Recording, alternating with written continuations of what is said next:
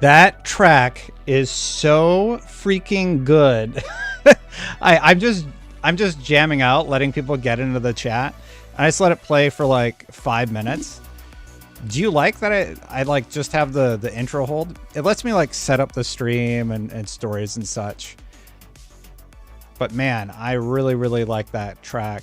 Hopefully the reminders went off on YouTube. I saw Woodja was talking about how he wasn't getting reminders and such, so I did a reminder via the community and such. But it is great to see everybody. We have some big news to talk about this week. There's been a lot of Microsoft stuff. They had the "This is an Xbox" ad that I thought was fine, but a lot of people didn't think was fine. We had an interview in Bloomberg. We had an interview in Rolling Stone. We had Stephen Totilo, who did an interview with Phil Spencer. And there's just a ton of Xbox news. But even beyond that, there was a few PlayStation stories that I wanted to go over. There was the South of Midnight previews. I think I might do a react to the 30-minute thing. I still haven't watched it yet, but I've heard positive things. That would probably be more towards the end. And a big thank you for everybody just tuning in. I usually like to let it go for 5 minutes. 5 minutes or about 100 concurrents. That's about usually when I get things started, and then people can just join in or hang out in the meantime. Let's get going. So this last week has been a very interesting week for Microsoft. There were several interviews. I think I would like to just read through them and sort of react to them again. You can go check out my original news story about them, but let's talk about what happened in the world of Xbox. So the first story that we saw was from Bloomberg, and this was all about how Microsoft's gaming chief is still open to acquisitions after the Activision deal. Now, this is very notable because it seems like they were done with acquisitions for a while there because of all the FTC conversations going on and the difficulties that they had when they were trying to acquire Activision Blizzard. And now that that has gone through, it does sound like they will continue acquiring everybody. Now, just real quick, I see chat talking about the dope music that I played at the beginning. That is Harris Heller Stream Beats. It's somebody that creates music and they let you use it in the stream. I've never been flagged for using his music. So it's one of those creators that I know that I'm allowed to use, and I will happily promote his work. I love his work. He has hours and hours and hours of just copyright free music that you're allowed to use during your streams. I need to find a few more that I'm really into that allow you to do that. But a lot of my old stuff used to be utilizing a contract that expired through the, IGN, because I work there. And then I just get flagged for like all of my old streams, and it's super annoying. Harris Heller has been around for like more than a decade. His music slaps, and I absolutely love that he continues making that. Of course, got the chalkboard here. Thank you if you're watching on Twitch. Thank you if you're watching on YouTube. Hopefully I can give you a little bit of props by writing your name if you end up supporting the stream. But that's not what we're here to talk about. We're here to talk about the news. Let's get right into it. Microsoft's gaming chief is still open acquisitions after the Activision deal. After a tough year, Microsoft's video game chief is still looking at acquisitions and charting how to compete and partner in the markets for handheld game devices and mobile stores. Deals that add geographic diversity, including in Asia, might be worthwhile, Phil Spencer said in an interview Tuesday at Bloomberg's offices in New York. Buying another mobile company would add to titles Microsoft picked up in its $69 billion acquisition of Activision Blizzard last year, he said. We definitely want to be in the market, and when we can find teams and technology and capability that add to what we're trying to do in gaming at Microsoft, absolutely we will keep our heads up, Spencer said. Still, there's nothing imminent, and very large deals are probably off the table at present, as the company is spending a lot of time absorbing Activision Blizzard employees, he said. So long story short, this would have to be a fairly niche company where they're providing something really special that isn't already live or being utilized within Microsoft, because they just acquired this massive team with Activision Blizzard. Of course, there is also the layoffs that have been happening lately, unfortunately, at Microsoft, meaning they need to recalibrate and figure out where they land in all of this. Now, what's really interesting is they started talking about hardware. This is the interview where Phil Spencer actually confirms for the first time that they are making a new piece of handheld hardware.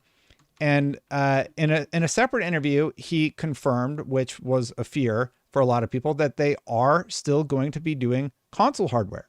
So they're going to be doing handheld hardware. They're going to be doing console hardware. And that means the Xbox brand will be around for at least the next 10 years. We're about halfway through the Xbox Series X and S life cycle. I imagine that console still has 4 or 5 years on the docket as it eases out. And probably in the next few years, we're going to get our next generation of hardware. He talks about the timeline with handheld hardware, but you have to obviously make the correlation that the Xbox console will also come along further down the road. Is the trust me bro source? It's literally Phil Spencer and Sarah Bond. That's the most frustrating thing about a lot of these conversations. Phil Spencer and Sarah Bond, and I even think Satya Nadella said it, have repeatedly said they are going to continue to make hardware.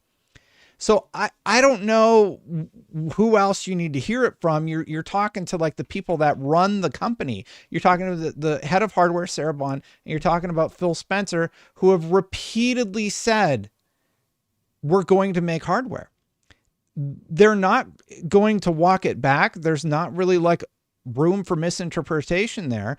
They're literally going to make a new console. They're going to make the most powerful console ever, which is what Sarah Bond said. And they confirmed in this Bloomberg interview I am reading right now that they are making handheld hardware. So I do not understand the concern, and I would love to hear more from people in the chat if you can maybe enlighten me. Why are you concerned about Xbox hardware? Is it because of exclusives, not having as many exclusives? Because we will have an Xbox console for the next probably 15 years. So a console life cycle is about 7 to 10 years before they phase it out. We still have at least 2 or 3 years with the current generation of consoles. PlayStation just launched their mid-gen refresh, and we're 4 or 5 years into the console life cycle right now. So we got 3-4 years left before they announce and really lock in on the next gen hardware, and we go from there. So I don't understand where this concern is coming from. Why make hardware though, Destin? This idea that they're going to stop making hardware because they only sell 50 million units of hardware is crazy. I try and have a nuanced conversation about this. I've ran the numbers. I've made videos on this channel talking about their hardware sales numbers, and they cap out around 50 million units. Now, a lot of people will look at that number and they will compare it to PlayStation, and they will be like, oh, well, PlayStation sold a lot more than 50 million. They're over 100 million for the previous generation of consoles. I think the PS3 was around 87 million. I think the PS4 was around closer to 100. PlayStation 5 is like around 60 right now. And lifetime console sales for Xbox is around 50 million. And I do believe that they'll come close to that number, or maybe not quite hit that number. So there's a lot of things to dive into here. So let's piecemeal it out. On the one hand, hardware is not increasing in sales. It's about stagnant. But that can also be a positive because you can plan accordingly about expectations of how well, you can plan accordingly about how well your hardware will sell and manage your expectations. Be like, okay, well, we plan to sell 50 million Xbox Series X and Xbox Series S units. So that's what the last generation sold. That's about where the Xbox 360 sold. And if it does better or it doesn't do better, whatever. The PlayStation also, if you look historically, their console sales have been all over the place. Pardon me while I just sort of dig through these because I have it actually right here. Lifetime console sales. The PS2 sold 155 million, the DS 154 million, the Switch is currently at 146 million, but I do remember them saying they surpassed the PS2. Game Boy was 118 million, PS4 was 117 million, PS1 102 million, PS3 87 million, 360 84 million, and it goes down from there, right? So we know about where the consoles are going to sell. Microsoft has chosen to diversify where their games are made available. They're making them available day and date on PC. You can subscribe via Game Pass. You can play a lot of their library through the cloud. And that is the whole premise behind the "this is an Xbox" marketing campaign. So that's sort of where they are at with it. I think if I were to guess, and I'm completely guessing here, I think that they are projecting 50 million units sold, and anything beyond that's going to be icing on the cake in terms of console sales. Now, by the end of the console life cycle, they could be closer to 60, 70 million sold. PlayStation's already at 60. They probably announced in their earnings call that they're even past 60. But it's two different strategies. And what we're seeing is that PlayStation is waking up to the fact that they, even as the console leader, will not see growth, or at least will not see the growth that their investors want to see, by only releasing on the console. So they get a little bit of a double dip by releasing those games on PC. And you notice how that window got a little bit smaller with the announcement of Spider-Man 2. So God of War Ragnarok, okay, the window's a little smaller. Spider-Man 2, window's a little smaller. And I think eventually we'll be at a year next, and then it will continue to shrink from there until everybody's a little bit more accepting to this idea of games being made everywhere. Now, one of the things that I got in a little bit of hot water about was saying that I think that the younger generation, and I believe the age demographic is like 17 and under, they don't want to have a PlayStation and also have an Xbox to play games. If it's not available on PlayStation, the likelihood that they are going to like get an Xbox or get even a Switch for that exclusive, especially when it's cost prohibitive, is lower. For the most part, the younger generation plays games like Roblox and Fortnite, which are game engines upon them, like within themselves. You can get a version of Call of Duty in Roblox that you just play in Roblox. So it's a multi-tiered approach in terms of getting people on board with Xbox. So their whole marketing campaign, "This is an Xbox," is about saying, okay, well, we're trying to do the blanket approach and make Xbox games available in as many places and reduce as many barriers as we possibly can. So that is basically what is happening. Phil with the $2. You just said we are all old farts. Yeah, basically, right? Phil you get the first one on the board. Thank you so much. Yeah, I mean, I'm old. That's fine. That's what happens, right? Thank you, Phil. Whoops. $2, Phil. And it's true. We are old, right? And that's totally fine. And I do think that other companies are going to be looking at this. I interviewed every big name analyst in the industry, and they all agree the console market isn't growing. You can look at the numbers for yourself. It's true. There's no doubt in my mind that the console market isn't growing. So I don't know why there's an argument about that. It's just not. It hasn't grown since like the PS2. I think the Switch, which has been available like longer than any other console Nintendo has made, has finally managed to surpass the PS2. And it took a very long time for that to happen. So that's sort of where we're at. If it is growing, it's a very small growth percentage, right? And yeah, I'm going to do the, sure. I'm live, guys. I love you. Yeah, I'm live. I love you guys. The kiddos are very excited to see Dada. They were like, "Are you live?" Yep, definitely. What am I spreading misinformation about? You can go look at the numbers. If you actually want to go out and do research for yourself and look at the console sales numbers, I mean, here they are. This is from Wikipedia. You can go dig further into the sources, and I've gone through and I have actually looked at where console sales are lifetime for PlayStation. Uh-oh. Kids are freaking out. But these numbers are accurate. Like, I confirmed a lot of these numbers and they're true. So what disinformation am I spreading? Because I'm not pulling this out of my butt. I'm just not. It's true. So anything beyond that, you can argue and fight the wind for all I care, because you're wrong. The console market isn't seeing growth.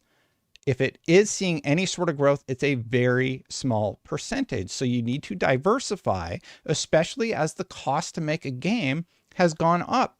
It cost Spider-Man 2 $300 million to be made.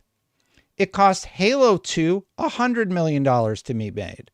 100 million something. So like when you start crunching the numbers, let me see if I can find it. I think I had it here. Halo 2 in 2004 cost 120 million. Spider-Man 2 cost 315 million. Horizon Forbidden West 212 million. Destiny 1 140 million, and GTA 4 was 100 million. The cost to make games is going up. So there's no misinformation, and like, I'm just not going to argue with you because you're incorrect in your assumptions. Somebody said we're grizzled veterans. Thank you, Mordecai. We are grizzled veterans in the space. And I find it fascinating that I do this stream every Sunday, and I get arguments from people like, hey, Destin, tell us again how PlayStation is crushing it by losing $400 million. They were able to lose $400 million and post revenue that broke records. Guys, they have so much money that they can lose $400 million. That is a truth. So like, do I think it's good that they lost $400 million? No, that's obviously bad, but it's still true that they posted bigger numbers than they've ever posted before. Anyway, let's get back to the Xbox news, because we're still talking about this Phil Spencer story, and we can debate all day long about console sales or like what every analyst agrees on. And you can go find some random Tech Penny article that you think refutes my claim, and then we can dive into it. But for now, let's get back to the Xbox news. Microsoft wants to diversify the teams working on games by looking more to China, he said. Lord Rabbit, that didn't happen, so that's not a thing. Microsoft wants to diversify the teams working on games by looking more to China, he said. The company developed a new mobile version of Age of Empires, a world-building franchise that first appeared in the 1990s by partnering with Tencent Holdings Limited. Microsoft and Tencent released the game globally in October. It's been a good area for us to learn from creative teams that have real unique capabilities, Spencer said. The real opportunity is to partner with creative teams in China for global. Do you remember not that long ago when I made a video saying Black Myth Wukong could change the industry? This is exactly what I'm talking about. Who's winning in the market right now? Gacha games. Black Myth Wukong is this like unprecedented success. And I think in China, they might just have a little bit more of an opportunity because it feels like they're able to be a little bit more brave with what they're allowed to create and put out into the world. And it's very traditional, just cool gameplay mechanics, cool characters, good storytelling for the most part. And when it hits, it really, really hits. A lot of the games coming out of China have been incredibly popular. And people really, really love that. So it's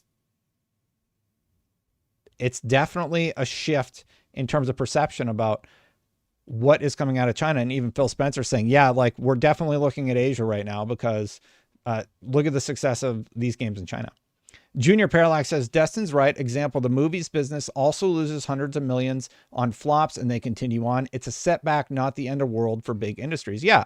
So every once in a while you put a big bet out there. And I will say this, I hope that PlayStation stops betting on the type of games that they've been betting on, the live service genre, because they're way too expensive to make. They have a low ROI, and I feel like they're just trying to cash in and not to make like a compelling experience. And anytime I see that, I'm just like, this isn't a good bet. Villaroni, I'm going to put a exclamation point there. Put 10 for Junior. Black Myth is the Demon Souls for China. Well, Black Myth, I think part of the reason why it was so celebrated in China, just to get into Black Myth Wukong for a second, is because they went to locations that actually exist in China that are obviously popular within people who are proud of their China heritage. And they put them right into the game. They like scan them fairly accurately and they put them into the game. So that was really interesting. They have one of the best stories ever told, Journey to the West, like very historical story that is widely celebrated, and it comes off as authentic.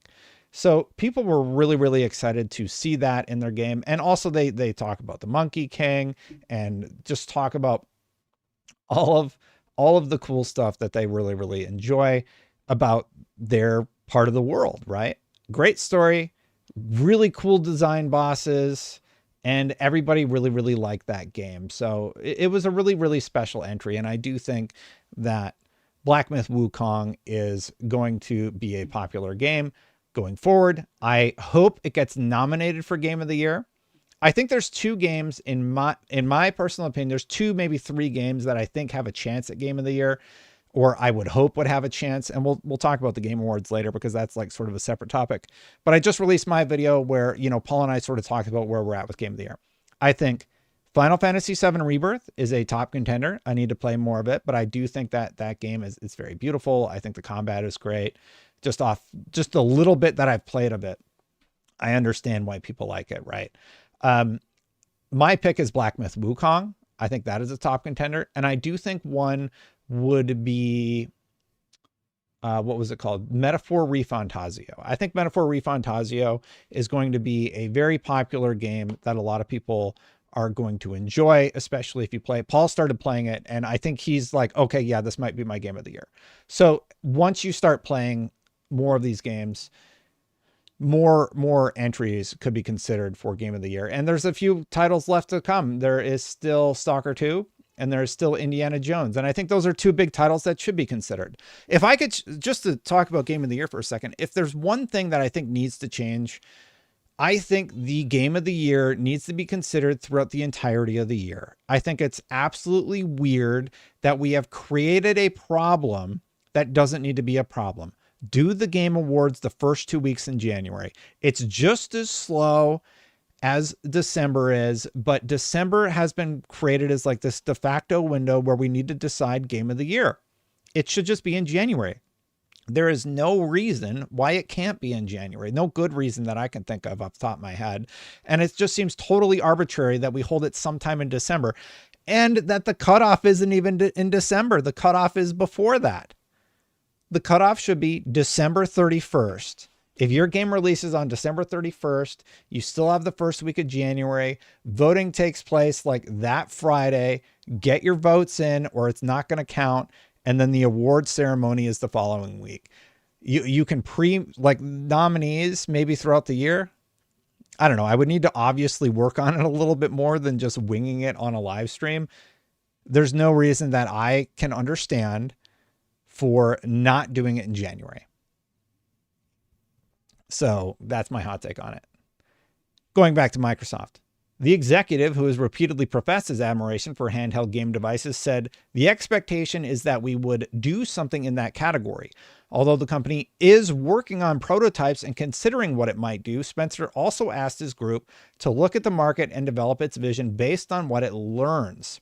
Such a device is a few years out," he said. In the coming months, designers and engineers will focus on making the Xbox app work better on existing portable devices and partnering with hardware makers to make sure their products sync with Xbox games and experiences, he said. The Xbox app right now is good rather than great on some of these gadgets, he said. Longer term, I love us building devices, Spencer said, and I think our team could do some real innovative work, but we want to be informed by learning and what's happening now.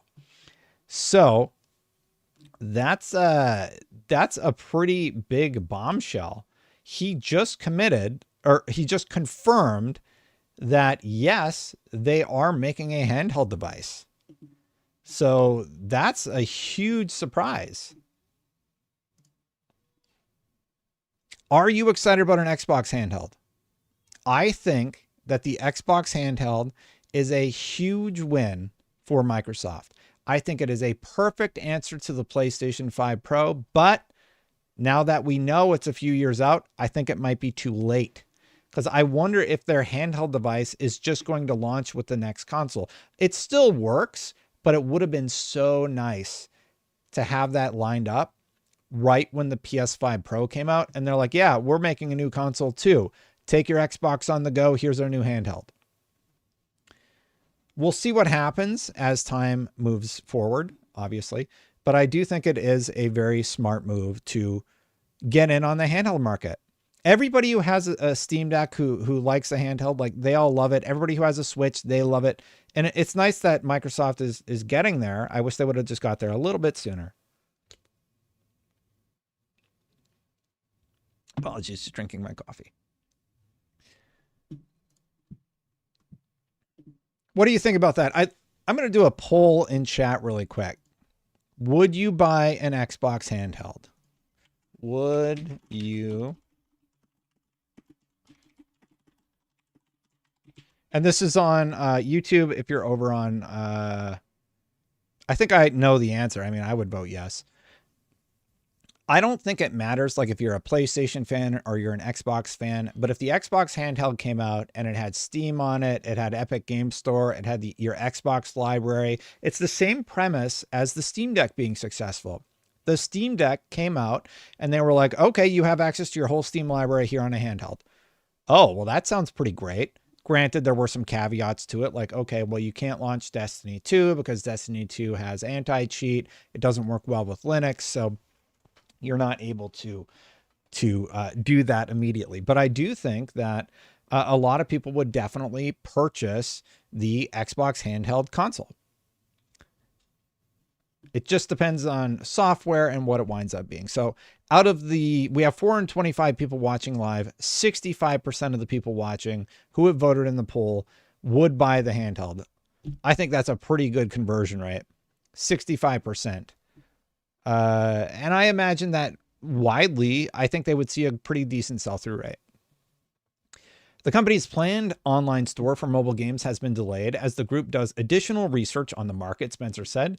Xbox president Sarah Bond had announced the store in May with a planned release date of July, but staffers are still talking to mobile developers, including those responsible for Microsoft-owned Candy Crush and Call of Duty Mobile, to figure out a plan, as regulatory cases involving Apple Inc.'s iOS and Alphabet Inc.'s Android mobile stores work their way through courts in various countries. Microsoft still doesn't have an effective way to get its own store on mobile phones. Oh boy. The web page fight me. So a web store would mean somebody doesn't have to go into the App Store to try and install something, but you still have to have a way to find the store, Spencer said. If we're just hoping, like, if we build it, they will come, I'm going to bet that doesn't work. That means Xbox has to make its store unique for players and figure out what will draw content creators. At the same time, it's preparing for a world where Apple and Google mobile devices are more open to Xbox. I think the ball is moving in the right direction, Spencer said. I think this idea of open platforms where users have more choice, creators have more choice, you see the momentum, right? Yeah, I think he's referencing the recent lawsuits, the recent challenges that they've had with regulatory people and getting approval to put their app on stores. Nighthawk says, do you think Steam will be available on Xbox? I imagine yes. Phil Spencer has alluded to as much. He definitely seems to want Steam to be available. And my theory is the next Xbox will work more like a PC. The handheld will work more like a PC, meaning you have access to your Steam library. You know what's on your Steam library? PlayStation games. So PlayStation doesn't need to do anything. Just keep releasing your games on PC. And I do think that eventually We will have a box that works a lot like a PC, and you'll be able to play PlayStation games on it.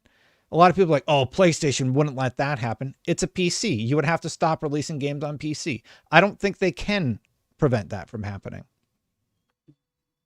I don't think it's going to be proprietary. They've already said recently, like if you follow the news lately, there have been many stories about how they're working to make their PC interface a little bit more friendly on portable devices and such. I think they are working on a way where they can have an OS that is Windows. It's a lighter version that allows Steam to be installed and allows you to play all of your favorite games. He even said that they're waiting until that they're able to create a device that works and like doesn't have the same pitfalls that a lot of these other devices have. Jamie says Xbox handheld definitely, PS6 webbox titleist for home. Yeah, basically that's what I'm saying. And I do think that's what would happen. Now, the big pushback I get is people like, that would never happen. Oh my God. And I'm just like, okay, how do they stop it? It's a PC. I don't think you can stop it. Once you publish a game on Steam, you need to sign an agreement. Okay. And I think that agreement says that people are allowed to play your game if they're playing on PC. So I don't see how like they could stop it from being launched via what would essentially be a Windows machine. I feel like that would completely ruin PlayStation. I don't think it would. PlayStation still has a 1-year exclusive window. So like, yeah, there's going to be PlayStation windows. I think fanboys will be like, ha ha ha, look, I can play PlayStation games on here. And there'll be like a little bit of a rah-rah. But I just think that's what's going to happen. Dark Taco says, in terms of hardware, proprietary or modular design, I mean, even the PlayStation 5 and the PlayStation 5 Pro are somewhat modular currently. So there's that. Unless you need a PSN account. Well, I mean, they already require a PSN account for all their games, but on my Windows machine, I just sign into my PSN account and get it. You don't have to subscribe to anything. You don't have to pay anything. It is annoying. It's dumb of PlayStation to do that because everywhere in the world just can't play, and that prevents them from garnering sales. Sony is making their own PC launcher, but how has that gone for every single person who has done it? EA abandoned their PC launcher. Ubisoft admitting defeat and releasing Star Wars on Steam. So knock yourself out, PlayStation. Go ahead, make that investment into your proprietary launcher, and we'll revisit in 5 years. If EA couldn't figure it out, if Ubisoft hasn't figured out that secret sauce, if even the BattleNet launcher is looking at releasing their games, the most successful is probably BattleNet. If Epic can't figure it out, do we really think PlayStation's proprietary launcher is going to like just have this magic formula that everyone's like, oh my God, I have to have the PlayStation launcher? No, because like we're gamers. We don't like that. We do not like needing to do those sort of things so that we can play video games. We just want ease of access. Doesn't that sort of go to the point of what I've been talking about for so long, where the younger demographic does not want to buy another thing to play games? If they have a Switch, they would ideally just like to play on their Switch. And most people, the PC market's been growing actually. I remember everybody talking about, oh, the PC market's dead, da, da, da, da, da. I don't think the console market's going away though. Like I can say that I see these trends and I see consoles aren't really growing in sales and all such, but that doesn't mean I think consoles are going away. That doesn't mean that I think consoles are doing poorly. I just think consoles have sort of hit the ceiling, and there's an expectation about the earnings potential for making a proprietary console and releasing games on a proprietary console. And with the cost of games going up, I do think that a lot of these companies are like, we need to at least get these games on PC. Xbox was criticized for it, but I think they're ahead of the curve on this one. And I think we're going to see more and more people sort of come around and see the light, so to speak. Twitter said consoles are going away. Yeah, I don't agree with that. I don't think the PlayStation's going away. I don't think Xbox is going away. And I don't think the Switch is going away. Would you throw away 50 million incredibly dedicated Xbox fans by just deciding we're not going to manufacture a console anymore? I think if they sold 5 million consoles, like if it was an astronomical failure, then of course they would stop making consoles. But they're still projected to sell 50 million. They're at 30 million now, like 5 years in, and that's just based off of my estimates. They don't give out console numbers. And most analysts have sort of agreed around the 30 million mark. Why in the world would you stop making consoles? Those are your most dedicated users. That's where they make most of their money. Phil Spencer recently said in an interview, let me see if I got the right one. From what my sources tell me, Xbox's ecosystem is currently the lead platform for Call of Duty Black Ops 6 engagement, despite also seeing massive growth on PlayStation and Steam. Now, that original quote was from Windows Central, but it has since been confirmed that yes, Phil Spencer said in an interview, Xbox is like the #1 platform for Call of Duty. Do you know how crazy that is? He's saying that Game Pass and Xbox, that's where everybody's playing COD. They somehow managed, being the console that has sold less, to be the most popular platform. That is huge. That's huge. Maybe they're on to something. That's my whole thing. Do you remember when I read the article and they were saying, oh, PlayStation's probably going to make the most money out of this deal? No, I don't think so, you guys. I think Xbox is going to make the most money. Like, there was this premise put forward that somehow this Call of Duty was going to be this astronomical failure that nobody buys on Xbox, that nobody plays on Xbox, and PlayStation is going to make the most money, even though they have to pay Microsoft a 70% royalty. It might even be less than that. It might even only be 20%. What planet, or where did that concept even come from? I read the math and I'm like, every Call of Duty has broken records. I don't understand how in the world you look at them breaking records with Call of Duty, even the bad games sold well, and say, yeah, this next one might bomb for Xbox and PlayStation's going to make the most money. No, dude. No. This is just crazy talk, in my opinion. Raiku over on Twitch says, with the news of Xbox looking into handhelds, does this put... I can't see because of the icons. Does this put pressure back on Sony to bring it back PS Vita style? No, man. I think they're done with the Vita, if I'm being totally honest. After releasing, so let's talk about this Redline quote because this was spicy. After releasing the first batch of Xbox games for Sony Group Corp's PlayStation and Nintendo Company's Switch, Spencer is pleased with the results. Microsoft will do more of that, he said, and won't rule out any game in Microsoft's stable. I do not see sort of red lines in our portfolio that say thou must not, he said. It's too early to make any sort of decision on the next version of Halo, he said. Following the Activision acquisition, Xbox... Okay, we'll talk about layoffs in a second. The Redline quote is the one that kind of got everybody shaken up a little bit on the internet. He crystal clearly said, we're not making any calls about Halo. So that tells us two things. One, that whatever that Halo thing they're making in Unreal Engine 5 is, it's many years off. I think it's a Halo 1 remake. I hope it is. I thought it was 3, but then people pointed out, like, this is Halo 1, Destin. Like, you're crazy. So I'm like, okay, whatever. But it's a remake. I'm very excited about it. And I think it is a very smart move.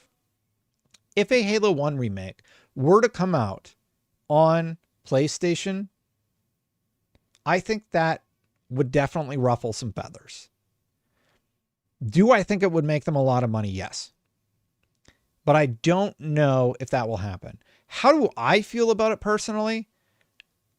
I'm just really indifferent about exclusives these days because to me, I play most PlayStation games on my PC.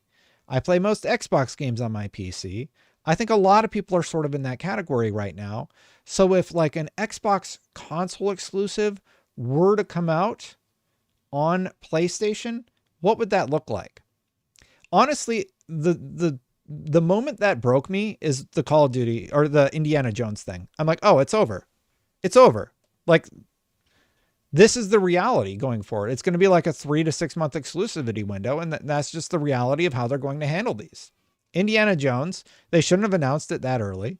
I don't understand why they felt the need to. I don't think that particularly helped them. Like, it was just such a weird announcement. I don't feel like anybody really cares on the PlayStation side. They're like, okay, whatever. Like, maybe I'll play it, maybe I won't. But after Indiana Jones, I'm like, oh, it's over. Game over.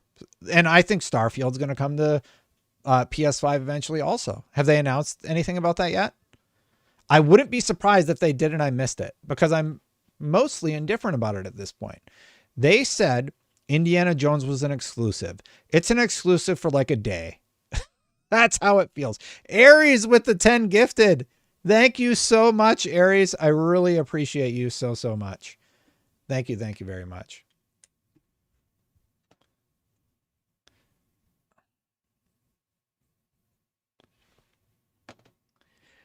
People are criticizing me because I bought a PlayStation 5 Pro. You know what I've played on that thing? Nothing. I have played no games on it.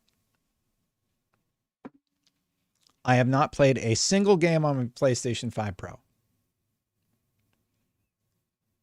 Will I eventually? Yes, of course I will. Grand Theft Auto 6 will be played on PlayStation for me.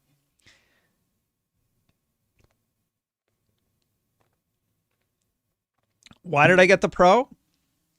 Work. Give it away. No. Like, I'm not rich. Get out of here, D-pad gaming. Yeah, I'm not rich. I can't just give it away. No, but the plan is to utilize it for Grand Theft Auto 6, do testing around Grand Theft Auto 6. I really want to play the original Destiny. I hear the image sharpening on it is good. And I will say this, I still think it's too expensive, but what it does is kind of cool. I've seen the changes of Final Fantasy VII Rebirth, and Rebirth is the platform where you should be playing it. Do you know why the IGN site on mobile crashes so often? No idea. I will happily tell somebody, though, that there are issues with IGN on mobile.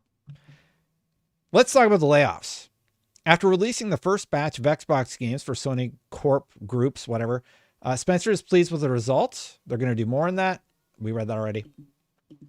Following the Activision acquisition, Xbox cut more than 2,500 jobs and closed 3 game design studios, with the company exiting what management calls a difficult year amid a challenging mobile game market. Spencer feels good about 2025. The Xbox business has never been more healthy, he said, citing growth in cloud and PC gaming as well as console usage. The business is performing right now, and I think that means a more healthy future for hardware and the games we build.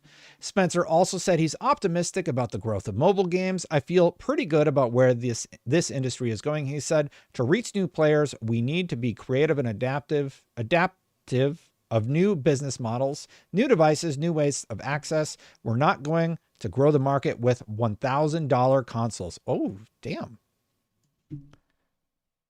I missed that. We're not going to grow the market with $1,000 consoles. First of all, thank you, Nighthawk, for the kind words. I appreciate it. That's a pretty damning statement. I missed that the first time I read through this.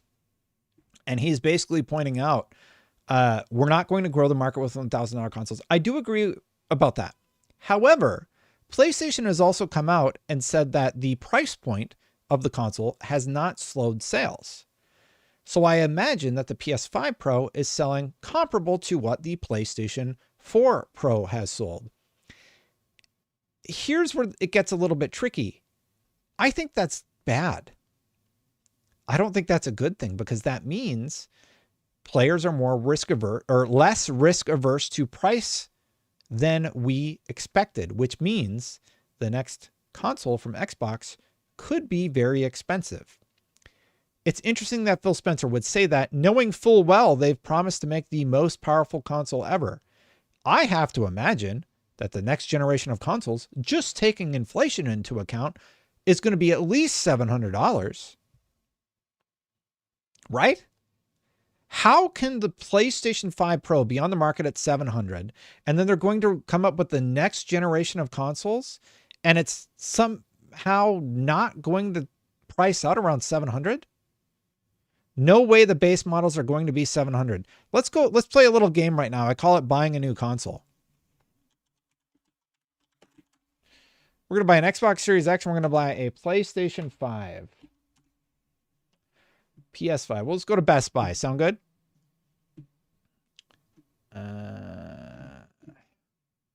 We'll use Best Buy as an example here because same website. Let's see what one of the new consoles prices out at for the PlayStation 5 and the Xbox Series X. Let's take a look. Today, if I were to go to the store and buy a brand new PlayStation 5, I'm looking at $500 for the Slim. You do not think that the next gen consoles are going to be $700 at launch? Maybe I'll meet you in the middle. Maybe I'll say $600. There is no way the next generation of consoles will be $500. I just don't see it. Let's look at the Xbox. Here are 3 SKUs that you're able to get. You can get an original Xbox Series X for $450. It's on sale right now. So usually it's $500.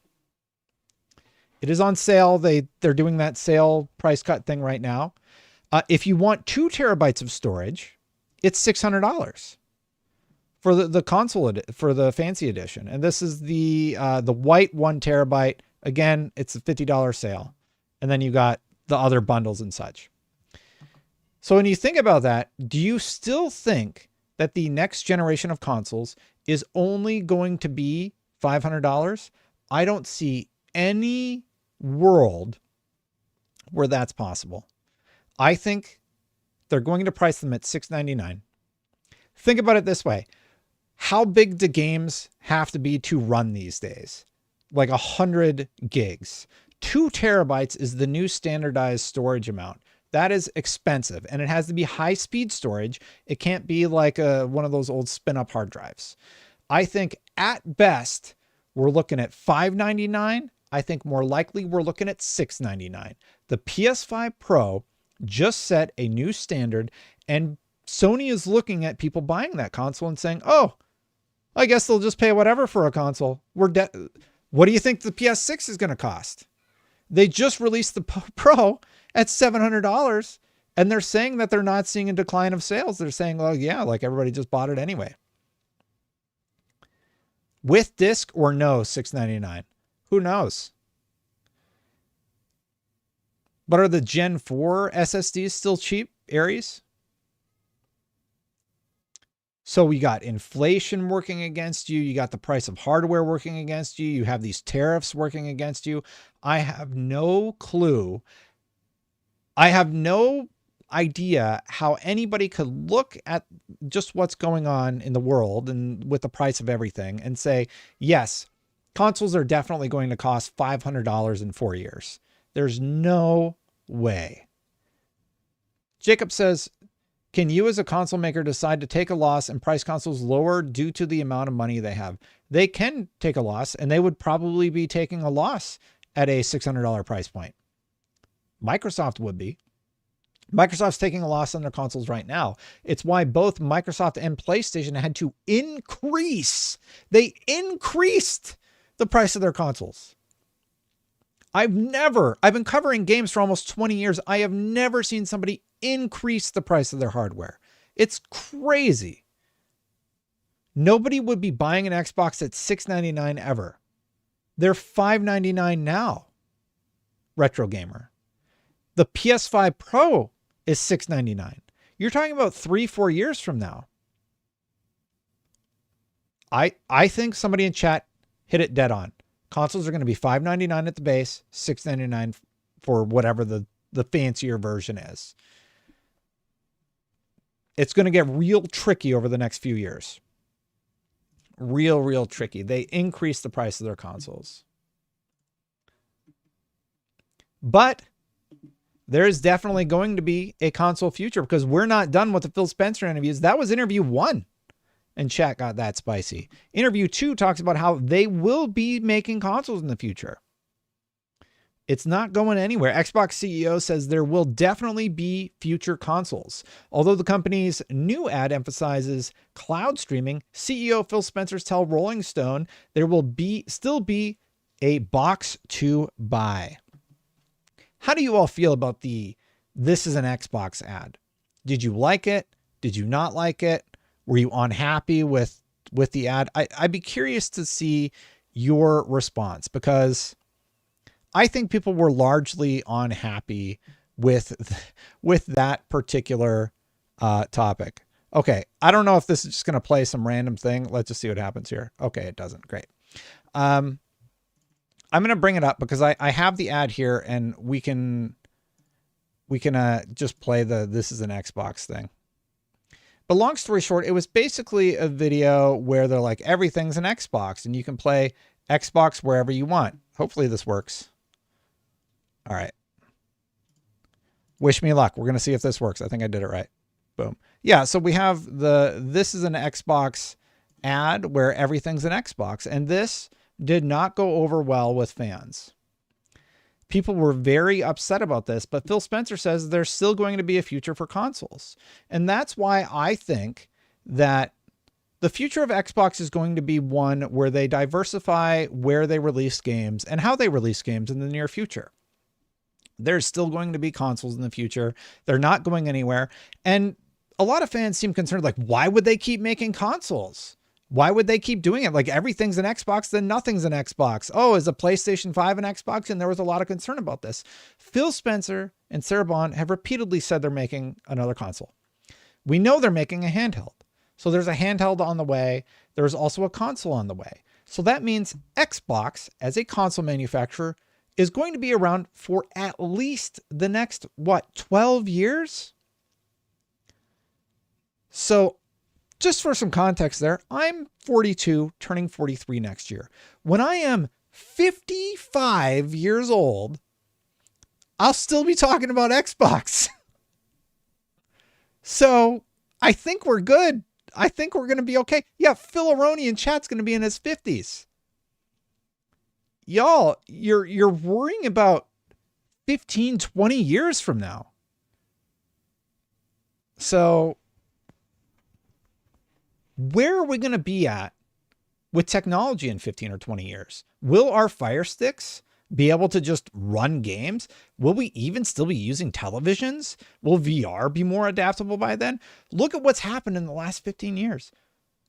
15 years ago, it was the PS2 and we were all like excited that it could play DVDs and games at the same time, right?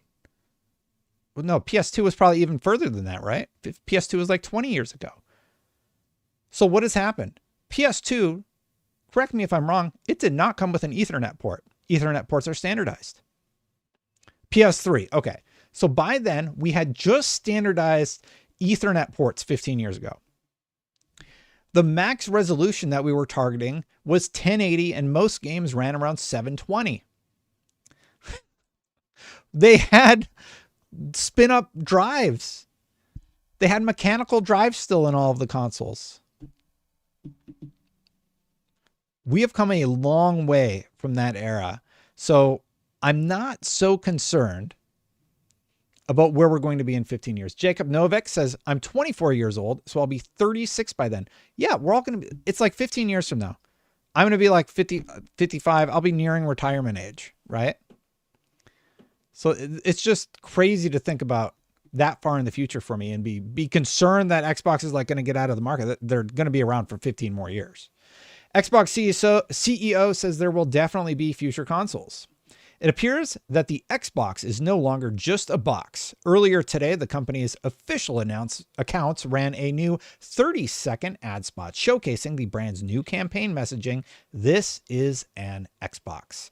To the sound of Black Sheep's 1991 hip-hop track, "The choice is yours." The video begins with a Series X console and the bold green tech. Well, we just saw it. Okay, I don't need to redescribe. Let's go to the interview part. Here we go. So why are people concerned about the messaging? On social media, many fans have expressed displeasure at the idea that Xbox is somehow abandoning the home console market. It's true that this generation of hardware, which is led by the Xbox Series X and less powerful Series S, hasn't been a huge success for Microsoft, with reports in May indicating that Sony's PlayStation 5 has been outselling Xbox consoles nearly 5-1. Many have declared that the console wars are over. You know, Phil Spencer said that. Phil Spencer literally said, we lost the console wars. He confirmed it. Retro Gamer, it blows me away how you believe what he says, Destin. Phil has flip-flopped. What else can I do but believe him? Call him a liar?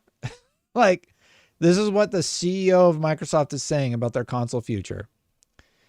Like, I would be very surprised if they would have to like shut down the Xbox brand or something, right? It's 2.5-1, not 5-1. Is that what it said in the article? Did I misread it? Let me reread it quick. Nearly 5-1. That's what the article says. Many have declared that the console wars are over, including Microsoft. But is Xbox really sunsetting its console market in favor of cloud gaming? The answer is no, but it's more complicated than that. Rolling Stone recently met up with Xbox CEO Phil Spencer in New York to discuss the future of the brand, where he touched on the themes behind the campaign ahead of its official launch. It's an interesting topic because as we look at the brand, as we're changing the brand, it means something different, Spencer said. It literally was a box when it first launched. It was the direct Xbox. What it's grown into now is more accessibility. Xbox isn't just one device. Xbox is on your smart TV. Xbox is on your PC. Xbox is on your phone. And we're in the middle of that transition. To his credit, Spencer knows very well that some fans would ultimately be turned off by the campaign, having said that some people long for the simplicity of a single box, single platform, single game, but also noted that today's largest games are bigger than any of the individual platforms. And that is a very important point for everybody just watching to consider. You know what the biggest games are? Minecraft. The biggest games are Roblox. They're games like Fortnite. Games that are available everywhere. Roblox is on all the platforms, I believe. It's available on PC, and Roblox is a platform into itself. You can play anything on Roblox. There's a Call of Duty game on Roblox. There's a dress-up game in Roblox. There's just unique experiences on there. And a lot of the games, if you go look at them, they don't look like Roblox games. They just look like full-on just releases. Kids will just play where the game is. And if they have a Switch, they might not also have another thing. Or if they have a PS5, they might not want to get the other thing because they're like, I got Genshin here on my PS5. I'm good. That's the one game that I'm going to play. And that's how most consumers are, honestly. Phil Aroni says, I hope you all in chat have a good time. I got to go help my brother with stuff. He wants to play some COD. Sorry, I can't stick around for the full stream today. Family first. He just had ACL surgery. Phil, obviously family first. You do you, man. Thank you so much for hanging out and dropping the $10 and all the other tips. I really appreciate you hanging out every Sunday. I see you every Sunday. I see you and Aries and a lot of the regulars, even the people that want to argue with me. I appreciate all of you just watching and spending some time talking about the gaming news of the week. I like doing this on Sunday. I do enjoy doing this on Sunday. Just chat, do you like doing this on Sundays? It's kind of nice, right?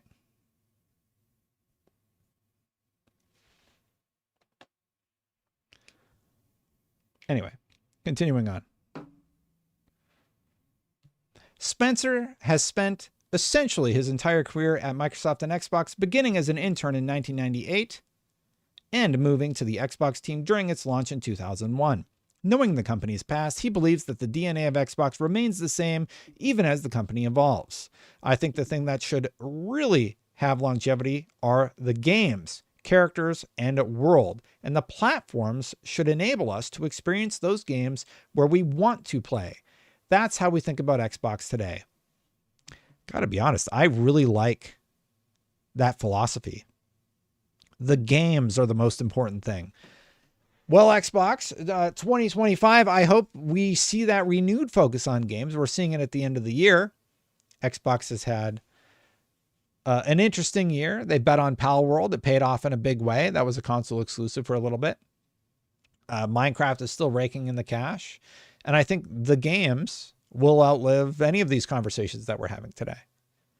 Gloopy says, I need the new Xbox to play Minecraft because it's not good in PC and not on my PC, and it's not good, and Xbox needs to make it cheap or else it will not be like the PC, and I'm not buying the PC. Okay, well, I mean, Minecraft is good on PC as far as I knew, but I don't know. I don't play a ton of Minecraft. Has Microsoft released COD numbers yet? I bet they're good, Aries. I'm willing to bet they're good. Are you happy to transfer Xbox exclusives to PlayStation? It's not really my decision. I said earlier in the stream Game HUD that I'm fairly indifferent about it. Like if tomorrow they just said every single exclusive we've ever made on PlayStation will be available on PlayStation and going forward they'll be there day and date, I think that would be a little bit of a shock. But Indiana Jones kind of broke me. Indiana Jones kind of broke me. We've got a few super chats coming in here. Just pause for a second on the article. Junior says, the only but I see there is the Xbox strategy is for countries with streaming farms. So that's a fistful only. Gamers still need a console or a PC in the rest of the world. And you can still access via that methodology. So I think that it's a good point, Junior. And thank you for the other 10. I appreciate it. It is a good point. And I do think we continue to see that. Brad Smith says, how does Microsoft expect to sell future consoles without exclusive titles? What reason is there to buy one? That's a good question, Brad. Thank you for the 25 cents in Canadian dollars. Just kidding. I always make a joke about Canadian because I'm Canadian and the dollar. The joke was when I was there that the Canadian dollar is like not worth as much. But anyway, maybe that's not funny anymore. Thank you, Brad. Thank you, Rachie. I'm going to get to you in a second. Is that still a thing in Canada? I hope it is because we would always joke with each other about it. So I think that there's still going to be Xbox exclusives. Phil Spencer has said as much that they're going to continue doing Xbox exclusives. I don't think they're going anywhere. So they will still have a reason to buy the console. And a reason that you might buy the console is because what if it was a console where you could literally play everything? You could play PlayStation games. You could play Xbox games. Probably not Nintendo. Nintendo's never going to give up their exclusivity. But I do think that that is a big reason why people would buy the Xbox, just because it's a breaking down of barriers. And it's like, oh, well, this is a good value. I get Game Pass, which means I get day one access to all of the games on the Xbox. I get access to the PlayStation games, albeit a little bit later. I think that's the selling point. I get access to my whole Steam library. I get access to my whole Epic library. I think they're going to like work on tearing down that walled garden. I think that's their strategy. The games are the most important thing, says Rachie, yet Xbox doesn't seem to care about the games skipping our box. I got a PS5 to play Zenless Zone Zero because it's not on Xbox. I do agree with that criticism, Rachie. I do think that Xbox needs to work on getting those third-party games and those third-party releases also on their box. Something I think has been going on where it's been sort of an odd, oh my God, Aries, you've been a member for 39 months? Thanks, Aries. Xbox still needs to release consoles just like Dell and HP need to release PCs. There will always be a need. And I agree with that sentiment. You're still talking about 50 million dedicated users. And like, you know what the difference between a PC is and any of these consoles? These have locked ecosystems. They've made proprietary ecosystems that allow them to run games better. What if Microsoft could figure out a way to have Windows on their machine, but allow you to utilize other games and not have the performance hit that Windows currently has for a lot of games? I think that would be, I would very much be interested in that. Yeah, it's just the OS.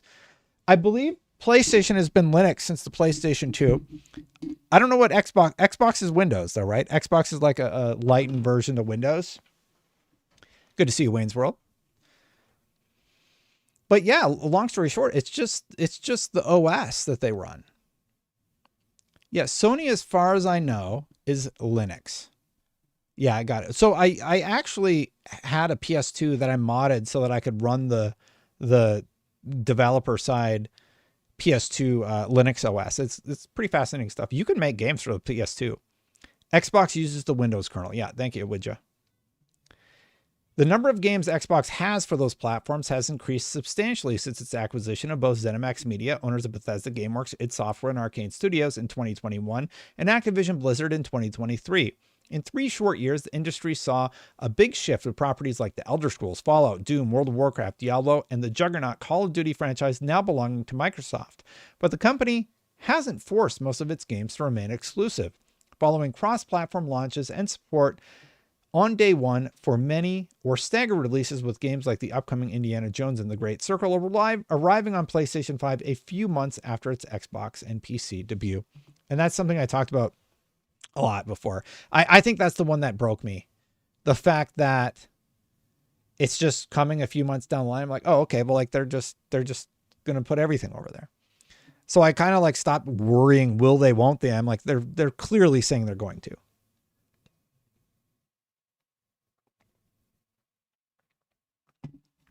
But even with the acquisitions, it hasn't been an entirely smooth road, with high-profile games like Redfall being a disaster, Starfield, and Senua's Saga Hellblade 2 arriving to tepid reception from fans and critics. Although sales for Starfield were initially strong, the game's player base has waned. I don't like the argument about Starfield's player base, personally. I think it's such a weak argument. It's a single-player experience, and it just doesn't make any sense to compare the audience of a single player experience game. Like, it's strange to me. Granted, it's lower than I thought, but like, let's look at Steam numbers here really quick. So 330,000 peak.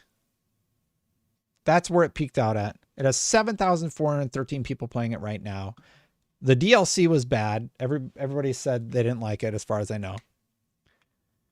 And yeah, Brad Smith says, do you feel Apple will try its hand in the console market? Sorry for having to pay in Canadian peso. Yeah, sorry. I got to stop making that joke. I really appreciate anybody who decides to donate their hard-earned money. So thank you, Brad. I don't think Apple's going to get in. I think it's a very hard market to get into. And I think Apple would fail.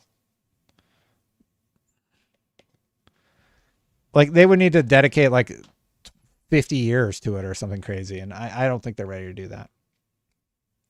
Let's see where Elder Scrolls is on SteamDB.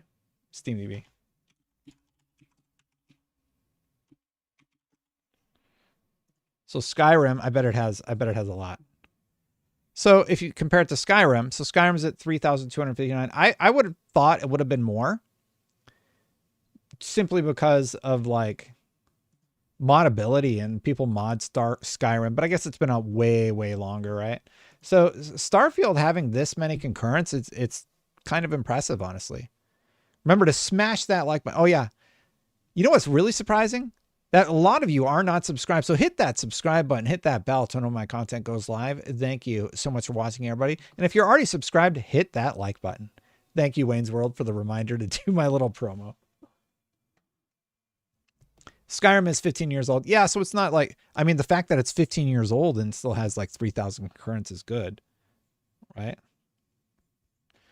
I mean, that's pretty impressive, honestly. Oh, special edition. Okay, good flag. Let's type Skyrim. That's right, because there's... Wow. Look at that. That's impressive. So Skyrim Special Edition has 34,000 people playing right now. Starfield has 7. Okay, well, that kind of shatters my base there a little bit. But I think that's incredibly impressive for a game. I think Starfield is inevitably going to be compared to Skyrim. Skyrim has just simply shattered all expectations. Like, even in 2021, it was seeing 53,000 concurrents. There's Skyblivion. There's all of these cool things that you can do within the world of Skyrim.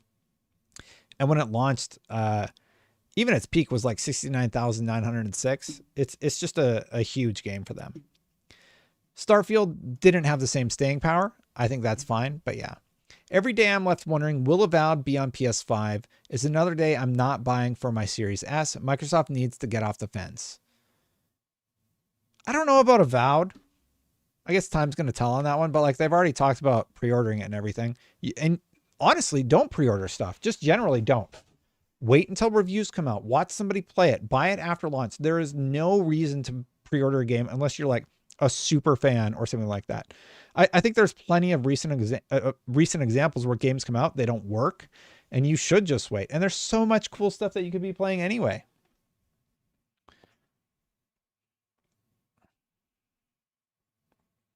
Thank you, Bigglesworth. So yeah, I think it's totally healthy to just chill and wait. Chill and wait, see what happens with the launch of Avowed, and then make your decision. Watch some gameplay. I don't think there's any rush to pre-order it. So many games have come out and just not performed well. But even with the acquisition, we kind of talked about this, the weak performance of these first-party titles and its continued support of other platforms has not only stoked the fire for players who say Xbox will soon drop out of the console game.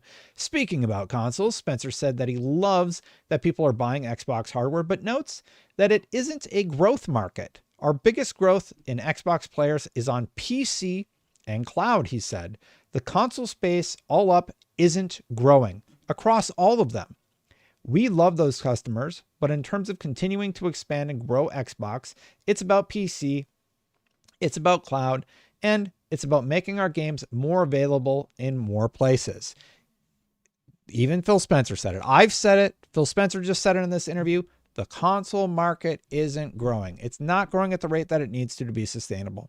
And that's why PlayStation is looking at diversifying where their games are made available. That's why the window between PlayStation and PC has gotten smaller.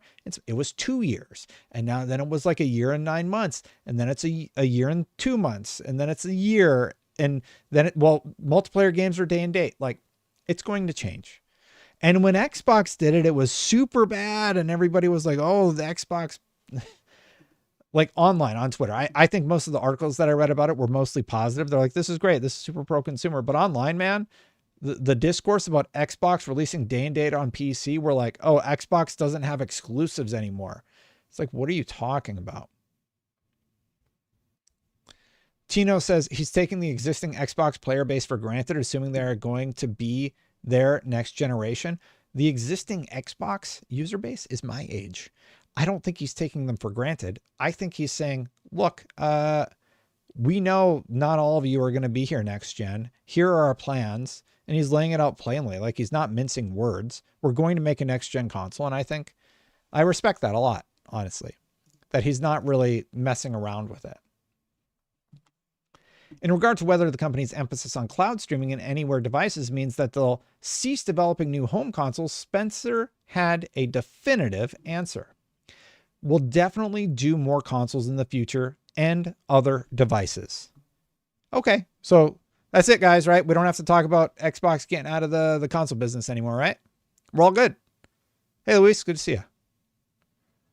They said it. He said it right there, plain as day. Can we move on? Move on to the next topic, right? All good. Wrap it up. Xbox isn't going anywhere. Stop talking about Xbox. Shakira look good? Did Shakira do something? The other devices are likely to include a mobile version of Xbox. We sort of talked about this. Spencer talked about what he's going to do with that. Here's what he said. I don't want to read all the exposition. We think about hardware that can create unique value for our players or creators on our platform, he said. We don't need to do incremental hardware for our own benefit. This is about mid-gen refreshes. Does a new device really give you a unique experience on screen in some way? It's less like the old days, going from the original Xbox to 360. That was standard definition to high definition. Now it's harder to show the benefits. Absolutely agree with that. And we saw that happen with the PlayStation reveal and trying to get buy-in on the PlayStation 5 Pro. It was largely criticized. I do push back against his conclusion, though, that people don't want it, because PlayStation is saying, we want it. PlayStation fans are saying we want it. They're paying the $700. They're seeing the difference once they get it in their house. And I think PlayStation does get a little bit of leeway. Way too expensive. The console is just way too expensive. I think they could have done a little bit to get it down, even $100. I think it would have been a good thing for them, but they didn't. Special Nick says the console market has floated between 200 and 270 million consoles sold total since Gen 6. Around 270 seems to be the cap. Yeah, we've just hit a saturation point with consoles. So like a user earlier asked do you think Apple's going to get into the market? No, I don't think they will. Because it's not like Apple getting into the market means all of a sudden they're going to sell 500 million more consoles. Like Apple's market is people on the iPhone. They don't need to make a console. Apple will make compelling experiences on a mobile device. Thank you, Nick.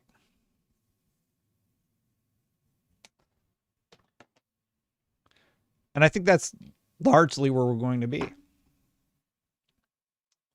Let's continue on here. For Spencer, the legacy of Xbox is top of mind and how the brand continues to evolve in the future. Xbox Cloud Gaming is at the heart of that mission. The DNA of the Xbox needs to remain more than just the streaming services and software library. We are trying to expand what does an Xbox mean. I want Xbox to be something 20 years from now, he said. I think in order for Xbox to be vibrant, be successful, it needs to be about multiple pieces of hardware. Think about how people are accessing games these days. Let me just ask Chad a question. Where do you think more people play? On the PlayStation 5 or on the cell phone? Where do you think the majority of gamers are? I would have to dive into this, but I imagine it's the phone. That's the whole reason Xbox is looking to expand into developing on mobile. Yeah. Mobile. It's mobile. Everybody knows this, right? So Phil Spencer coming out and saying, we want to make sure Xbox has a place on mobile. We want to make sure that Xbox has a presence on PC and console and all of these different places. I don't understand why that's an issue. I don't understand why that would indicate that they're just going to drop out of the console market. I don't think that's a reasonable interpretation of the interviews that we've read thus far. There's a jet flying over my house. I don't know if you can hear it, but yeah. Where are my mobile games? I mean, you can bring up the Xbox Cloud app right now and play anything that's available in the Cloud app on your phone. I play Minecraft on my phone via the Cloud. I can play StarCraft on my or it's not StarCraft. Well, I don't know if that one's on Cloud, but I know Starfield is on my TV. I was blanking on the name for a second. And a lot of people played it that way, and you're getting sometimes a pretty good experience if you're in the Western markets. I know it's not available everywhere. But yeah, Phil, it's Jim Ryan now that he's retired coming to get me. Jim Ryan's like, he's talking about PlayStation and Xbox again. Get him. And then there was this Stephen Totilo interview. This is the last one that I had queued up. Phil Spencer is leery of taking on too many licensed games at Xbox. Indie and Blade aside, complicates subscription business, would rather revive more Microsoft-owned series. We also discussed how the Call of Duty team works with Microsoft and quieter games thriving for Microsoft. I think this is behind a paywall, and I haven't really seen anything come out of it. But yeah, it's behind a 7-day paywall. So I didn't see anything about it, but long story short, don't expect don't expect a ton of licensed games coming from Xbox. And we sort of covered off on the mid-gen refresh, so I'm going to close that one. But yeah, all of this was spurned from the This Is Xbox marketing campaign that didn't go very well. And they sort of just leaned into it. I get the strategy. I get that they're just trying to say Xbox is available on all of these devices. And I can understand why that might be worrisome for console gamers. I don't get why. I just don't understand the worry. Like, how many times do they need to say they're making next gen hardware, right? Can somebody maybe try and clear, somebody who's worried about the Xbox brand? Why? What are you worried about? Can you tell me more about that in the comment? Like, I'll read your comments. Just do @Destin, and I'll read your comment about why you're worried about it. I'm not. They're a mega corporation. Like, I'm not worried about their success or not. A lot of people have talked about like, oh, I've invested thousands and thousands of dollars into this game library. Xbox has worked very hard to make sure that your back catalog is easily accessible on current gen hardware. They've done so many pro consumer things that I just don't understand the worry. I can pop in my Red Dead Redemption disc and I can play one of the best versions of Red Dead Redemption, PC port notwithstanding, on my Xbox Series X right now. I just did the full walkthrough for IGN and posted it over on youtube.com/IGN guides. And you know what version I played? The Xbox version. So I just don't understand where the worry comes from. I would have to assume that someone worried about Xbox is because of how much time a person has invested on how the split of consoles has been. They are afraid to lose identity. I suppose like that individuality, but the reality of the situation is those walls are going to come tumbling down for everybody. They haven't released one first-party hit in 10 years. I can't remember the last one game that was universally successful. And they've watered down the great series like Halo and Gears. Well, Gears looks like it's a return to form with the new Gears of War. Rachie says, I'm worried because if the number of console sales drop, devs will stop developing for Xbox. That's a warranted concern, I think. We've seen a lot of third parties not developing for it. I don't think that's because console sales have dropped. They've sold 30 million. I think there's something going on with the technology in the Xbox that is making it harder for some games to be ported there. At least that's what Capcom said. So Microsoft had to go work with them. There were some indie devs that came out and said, like, what's going on here? There's the whole parity thing. I think there's some messiness in terms of the requirements, but I don't see a world where, let's say Destin, the indie developer, is making a game, right? I have one console that has sold 60 million and one has sold 30 million. So I make the game. All games are made using a PC, and then you release it onto the console hardware. And most PC games, you just plug in the controller and it defaults the buttons to whatever button default is there, right? I imagine that's a difficult process, but it's not too crazy. It's like code that's been established, right? And it's the same for Xbox. Would I rather sell to 60 million people or 90 million people? And really all I have to do is pass cert for Microsoft and I need to pass cert for PlayStation. Why would I not want to sell to 30 million gamers, or at least market towards 30 million gamers? I don't see that being a desire.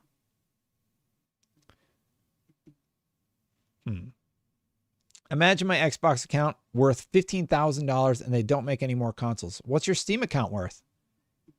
What if Steam shuts down tomorrow? There's some sort of legislation where your whole library is just wiped out. Like, that's just a risk with any digital investment. I think maybe I'm less risk averse to it because, like, I'm on Steam. I got a bunch of money invested in Steam. And I think those sort of fears are largely gone. Now, there is a conversation to be had about game preservation, about where we're going as an industry in terms of digital only games. But I feel like Xbox and PlayStation are finally just sort of catching up to that idea. And it's just been here for so long. Worried about Sony becoming a monopoly for console hardware and having no competition in the space, but they do have competition in the space. The number one hit on PlayStation this month is an Xbox game. And they're only making 30% of the revenue off of that title. So I think there's going to continue to be competition. No one's going to, for there not to be competition, Microsoft would have to get out of the space, but they're not getting out of the space. And their competition is still Nintendo. So I hear you, but I think if you just thought about it a little bit more and looked at the whole industry, it's just like there's still going to be competition. The 3 console manufacturers are still going to be there.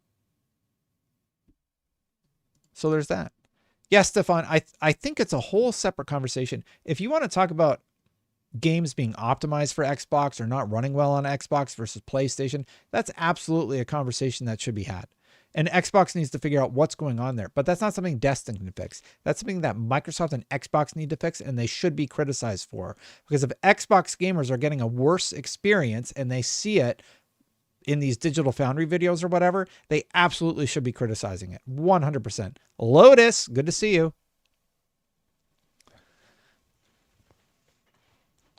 So absolutely, if you feel like you're not getting as good of an experience, you should be criticizing Microsoft for that. And Microsoft should be working to ensure that those third-party games are coming to their platform.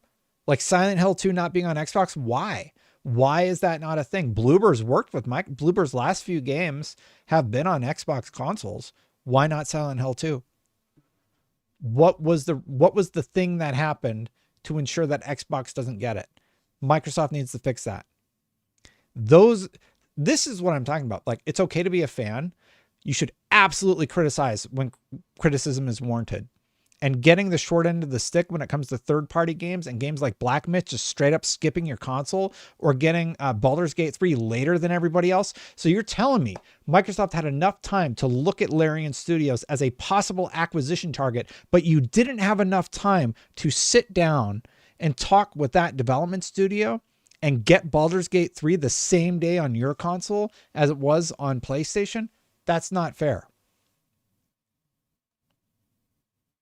That's not okay. Black Myth, when's that coming to Xbox?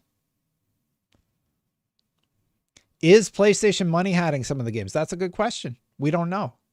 But if it is, to me, if PlayStation is money hatting everything, that to me says PlayStation is scared of Xbox. And I know that sounds crazy, but they are doing everything in their power to make sure Xbox has a harder time. And I mean, that's business. That's the business world, right? Yeah, so Microsoft was going to buy Larian, but you can't get Baldur's Gate 3 on your console, like in a timely manner. What's going on? Like, is it the Series S? What is it? That's what I don't understand. I think those are warranted criticisms. We talked a little bit about Avowed. Some interesting news came out about Avowed this last week. Avowed pre-order details and game editions revealed. So long story short, there's a bunch of different versions, one of which gives you early access to Avowed.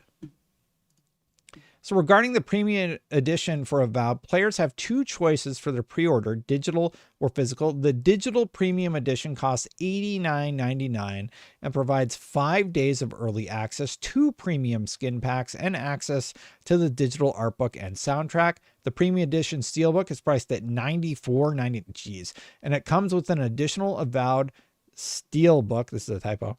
And map of the living lands on top of the digital edition content. Okay. I mean, if you're really into physical media, is anybody out there going to get the 5-day early access bundle? A lot of games are doing this these days. I don't see anybody paying $90 to get Avowed early. I'm excited about Avowed. In my last preview, I was very positive about it. I don't think obviously this is an upsell tactic. Like, you can just wait.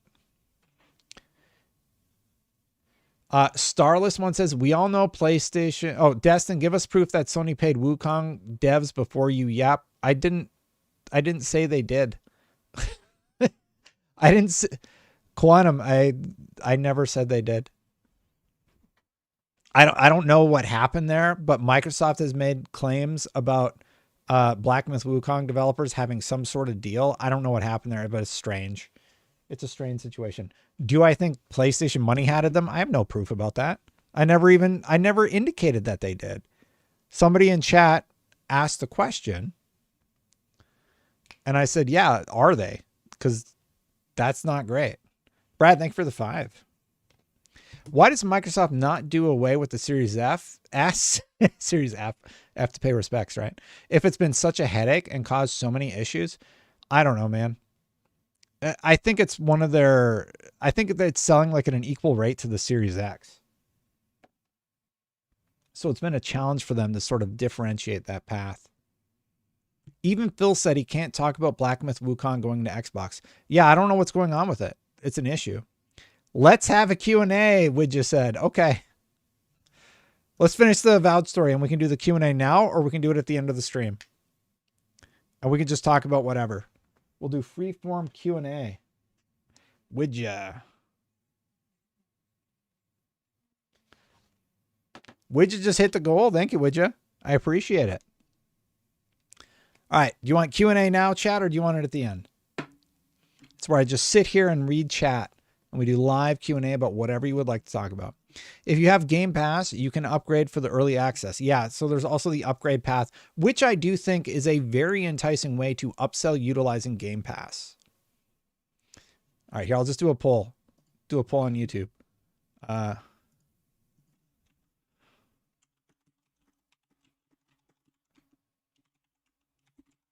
Now and there.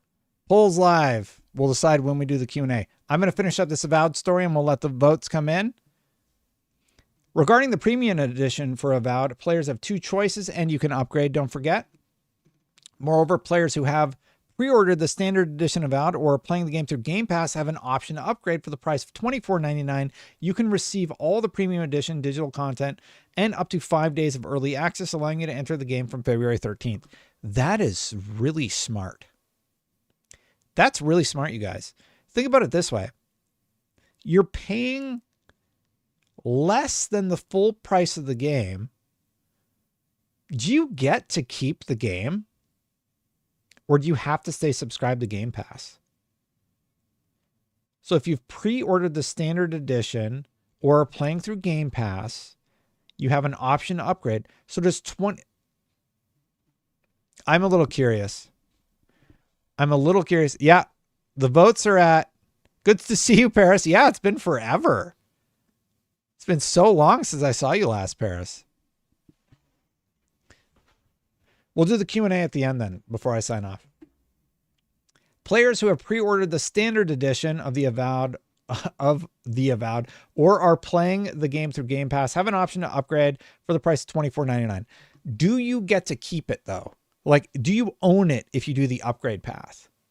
Or is it just like you get all the cool stuff for $24.99, but you don't own the game? I would honestly... I don't know about that. Like if you hear a bunch of hype, then maybe I guess it's an easier way in. You're getting in for cheaper. But yeah, I guess you get the like cool digital stuff. Anyway. How do you feel about the Avowed thing? You don't own the game. Yeah, okay. Well, I don't know if I love that, but it is an interesting way. You can keep the upgrade, but you don't get the game. I mean, you would get the discount. So you're still, even if you get like everything and you want to own it, you would still be buying it for cheaper and getting the 5-day early access, and you still have your Game Pass bundle. So I think this system is probably the best one that Microsoft is going to be able to come up with to make games like Call of Duty Black Ops 6 or whatever viable well within Game Pass.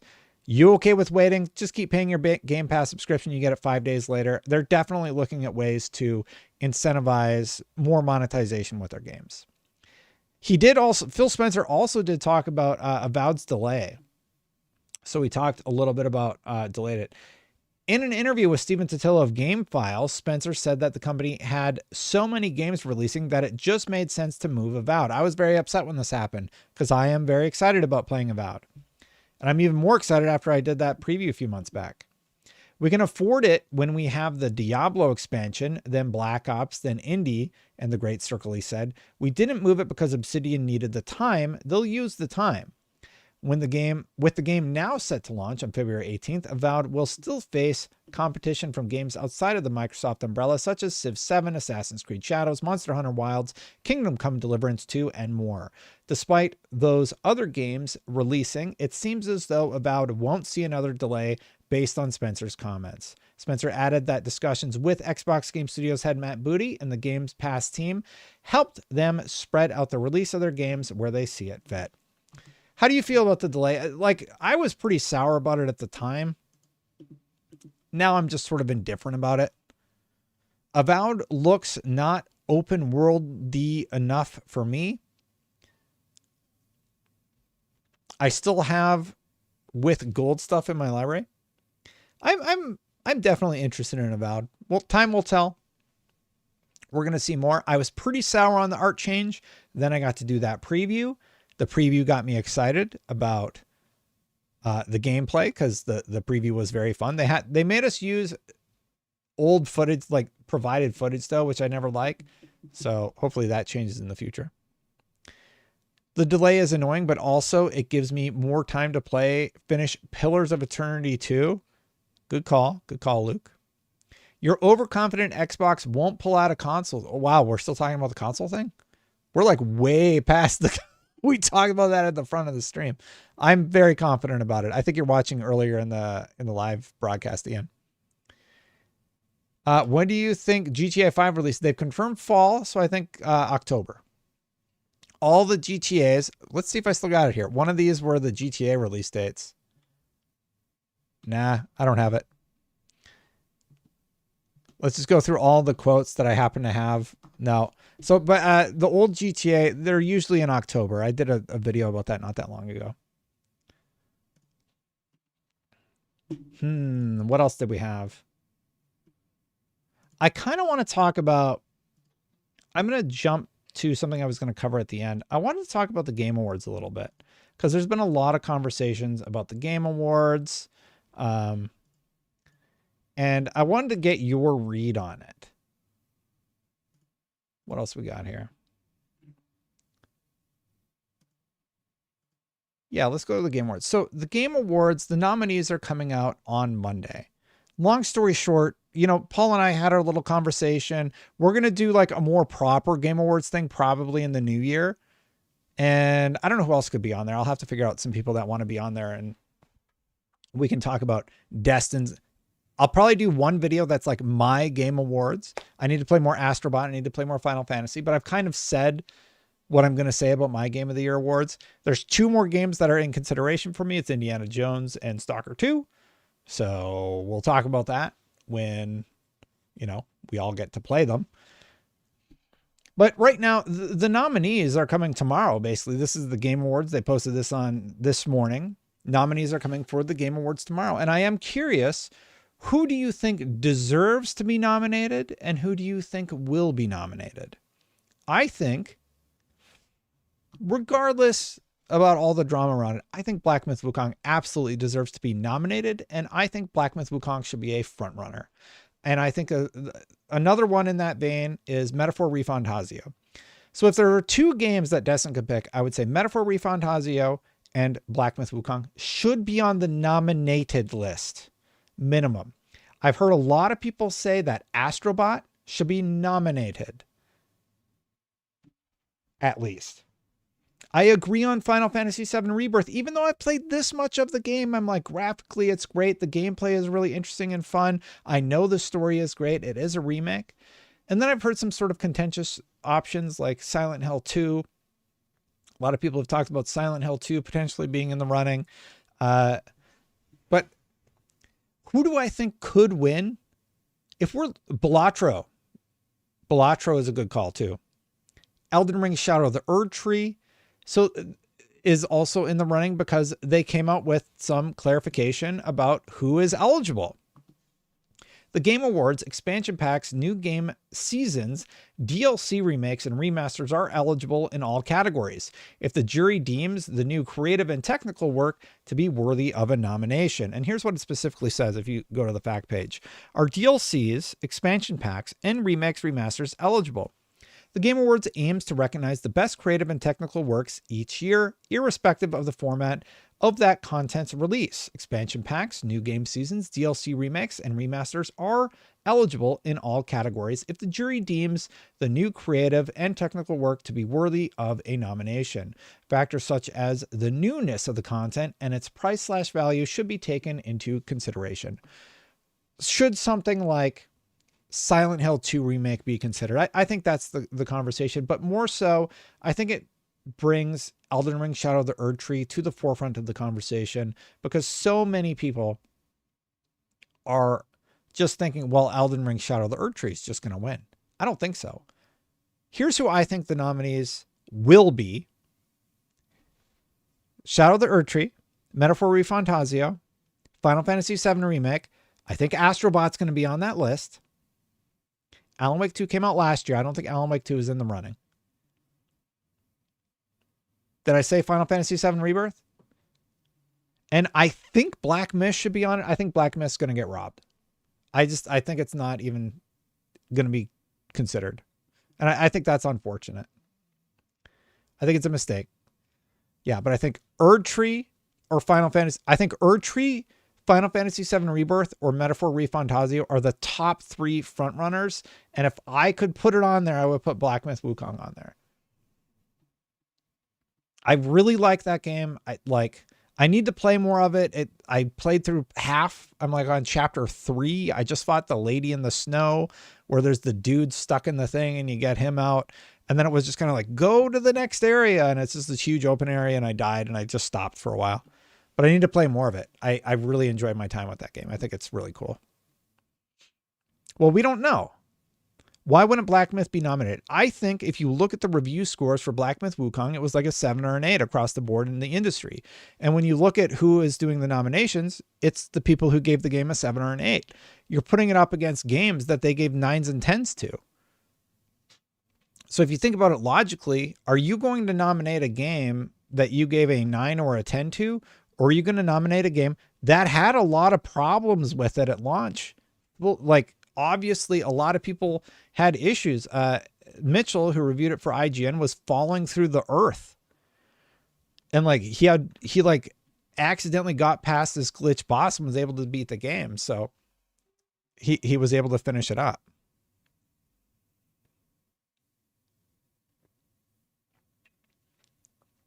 I don't think I'm going to tell you my personal opinion on Dragon Age Veilguard. I don't think it deserves to be Game of the Year. If it's maybe RPG, because there weren't that many RPGs this year, I don't think it deserves Game of the Year nomination. I know the cool, easy thing for me to do would be to say Dragon Age Veilguard is a terrible game or something like that. I just don't think that, right?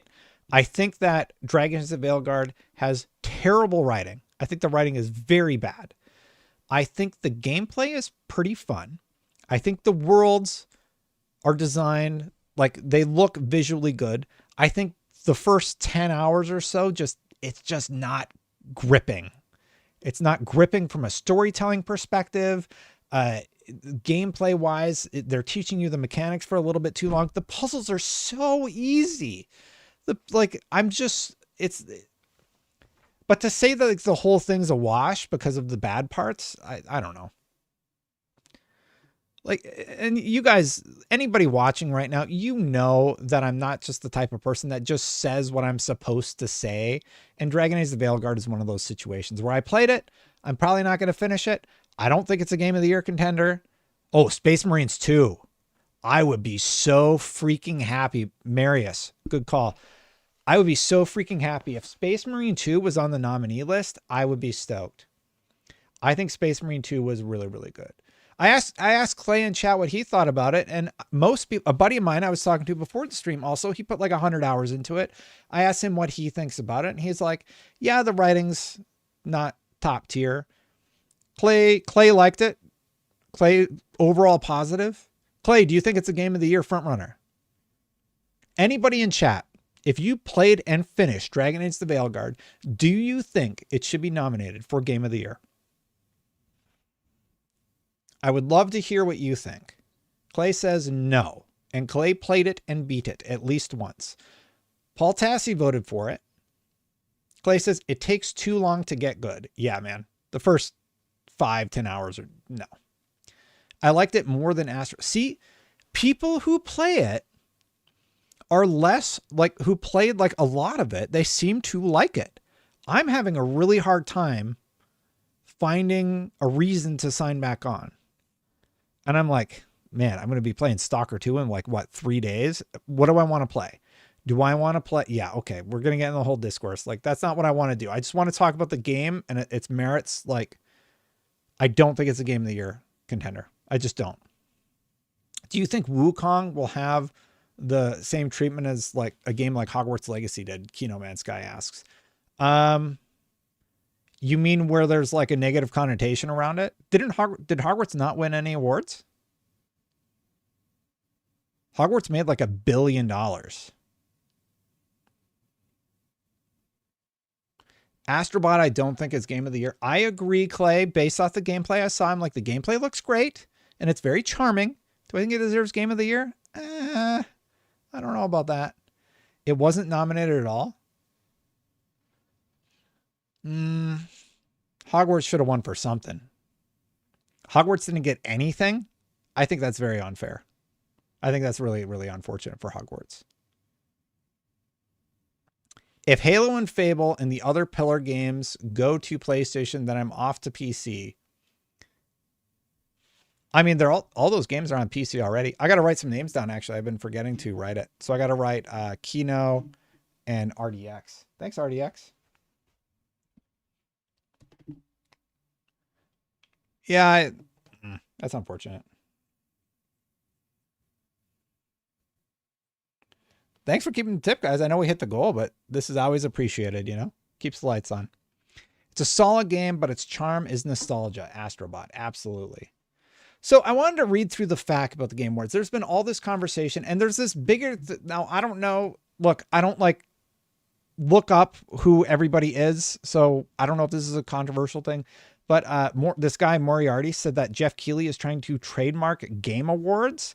No, that's hugely problematic. That's like trying to trademark Reacts.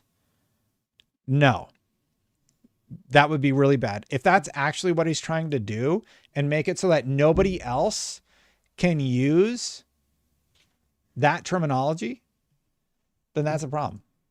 Yeah, Clay, and there wasn't a big hubbub about it, right? It's just so weird, these conversations that we get caught up in the industry. There's plenty of great representation out there too, which is just why I think when people see it as being done in a bad way, that's where it gets problematic. I don't know though. I don't want to really dive into that whole thing. Okay, so Game Awards though, facts and rules. The FAQ is designed to answer any common questions about the Game Awards, rules, and the voting process. Overview. Okay, the event. The award process. Okay, so we'll just go through here. The event. When is the Game Awards? It is December 12th. How can I watch the show? It's streamed online. Can I co-stream? Yes, we welcome and encourage co-streaming. Sign up here. Oh, wait. I can sign up and be an official co-streamer? That's cool. What can I expect at the show? The Game Awards will celebrate video games with awards, world premieres, musical performances, and more. And it will be 2 hours too long. Can I attend the Game Awards in person? Yes, a number of public tickets are available. I got to bring up my son on the camera. He's doing nap time right now. Boop. There he is. He's great. And it will run too long. The award process. How are nominees selected? Nominees for most categories of the Game Awards are chosen by an international jury of 100, whatever they said. Okay.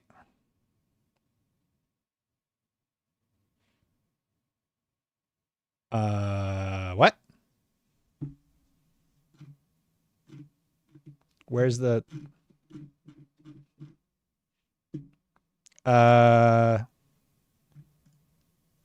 Nominee.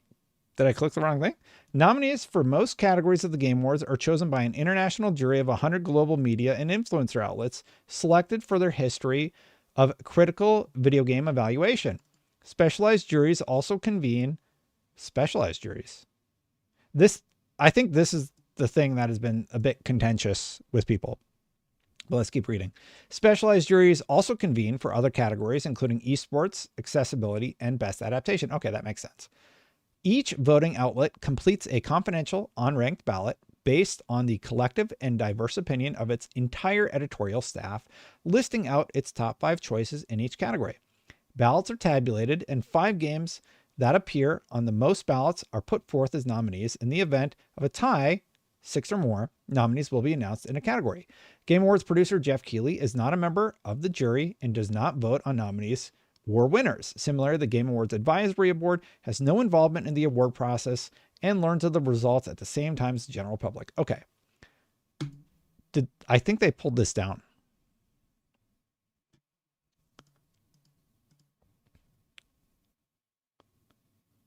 Yeah, they pulled down the people who vote.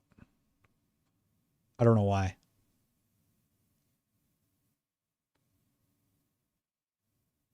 They pulled it down, right? Guys, you got to chill out in chat, please. Voting dash jury.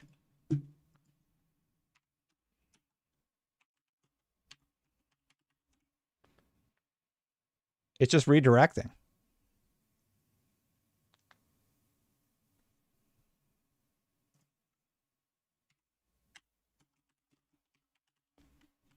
Well, I wanted to talk about this. This is weird.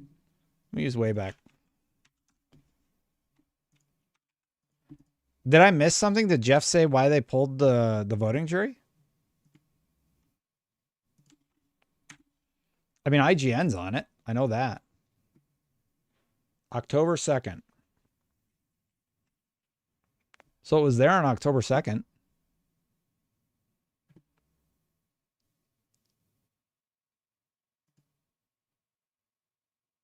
All right, well, it's gone. I don't know why. You have been blocked. What? I've been blocked?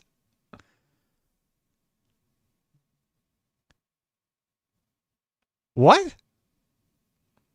Did I just get blocked by the Game Awards?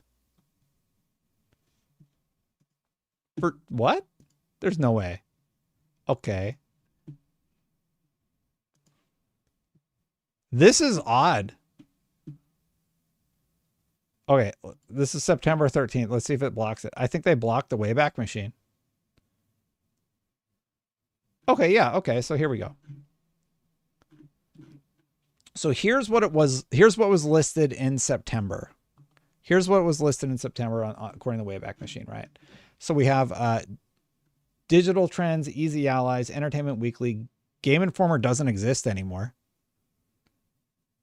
Gamer Ranks, great. Gamertag, GameSpot, Giant Bomb, IGN, Inverse, Jeff Gertzman, Kind of Funny, LA Times, MinMax, PC Gamer, Polygon, VentureBeat, The Verge. Never heard of Touch Arcade. What's Good Games doesn't exist anymore. Game Rant, NPR, Pride.com, Variety, and Wired. So, okay. Obviously, they're updating the site. I think they need to update the site. I have seen this talked about a little bit online. My hot take on the whole situation is I think there is a potential that they need to update who gets the vote. Well, not only because 2 of the people listed as voting as having voting power do not exist anymore, but I do think that there are new voices out there that aren't being accounted for in the space. There are massive gaming personalities and voices that just aren't considered. And like, I don't know if this is going to be a popular take, but like Angry Joe, why would somebody like Angry Joe not get a vote? He has a huge brand that covers gaming. Angry Joe's, I think he's still big. I know him and Jeff had beef like years ago. Like, who's somebody else, chat? Who's somebody else that should potentially be considered as being on the panel? Because a lot of these are just media. I don't know how big LA Times gaming branch is, but I know they have a gaming branch. Luke says Angry Joe deserves a spot. Digital Foundry. There's also the complication. Digital Foundry would be great. Destin should be in the, yeah, Skill Up. Luke Stevens. Colin Moriarty, Last Stand Media. I think there's mega voices that are not on this list who should have also be included in the nominee process. Yeah, like Last Stand Media employs like 7 different people. Skill Up's great. I think they should have people in like Legendary Drops and Asmongold, maybe Angry Joe, maybe. Yeah, there's a lot of names not on here. I think Donkey would be good. Jack Frags. Yeah, there's a ton of people not on this list that have huge, huge voices. Kind of Funny was fairly new when they were added. And I'm not saying that any of the other people should be knocked off. Like if their business, like if Game Informer doesn't exist anymore, yeah, obviously they need to be knocked off. Like there's probably people in the UK that aren't being considered. And I do wonder how they make that determination. I think it should be expanded rather than contracted. And that's my hot take on it. Anyway, let's continue on.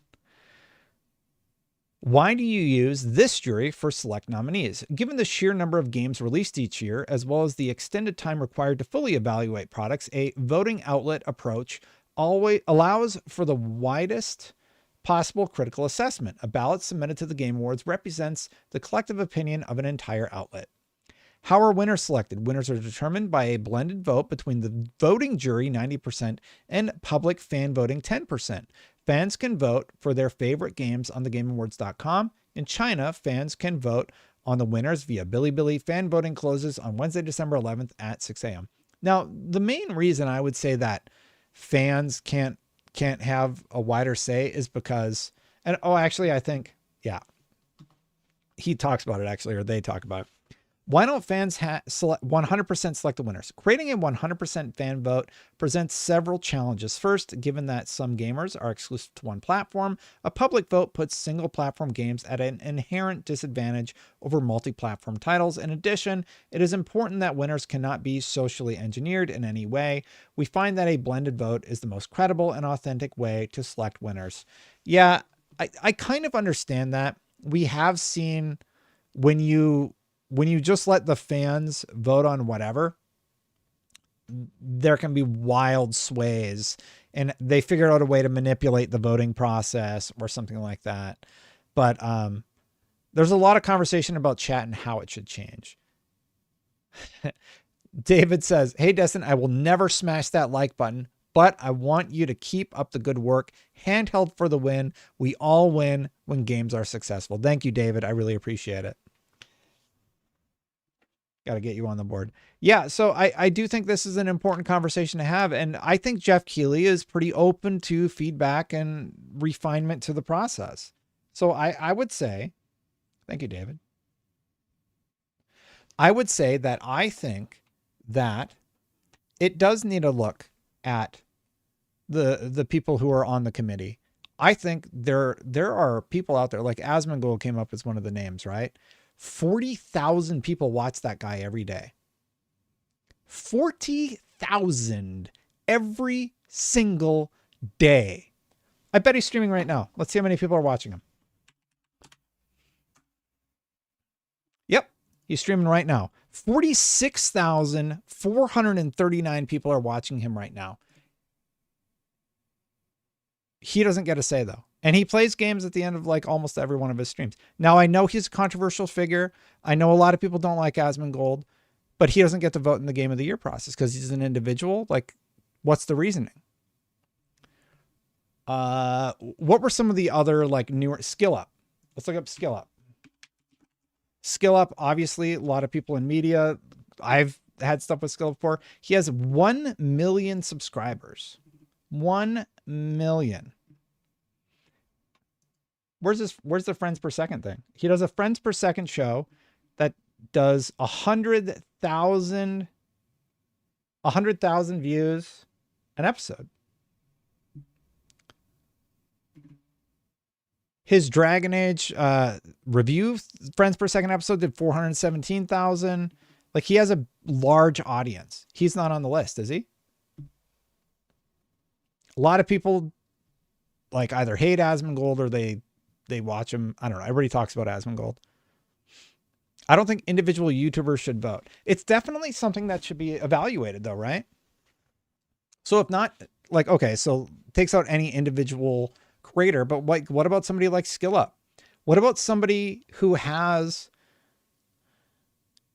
a large audience that is comprised of a group of gamers? Angry Joe fits that mold. SkillUp fits that mold.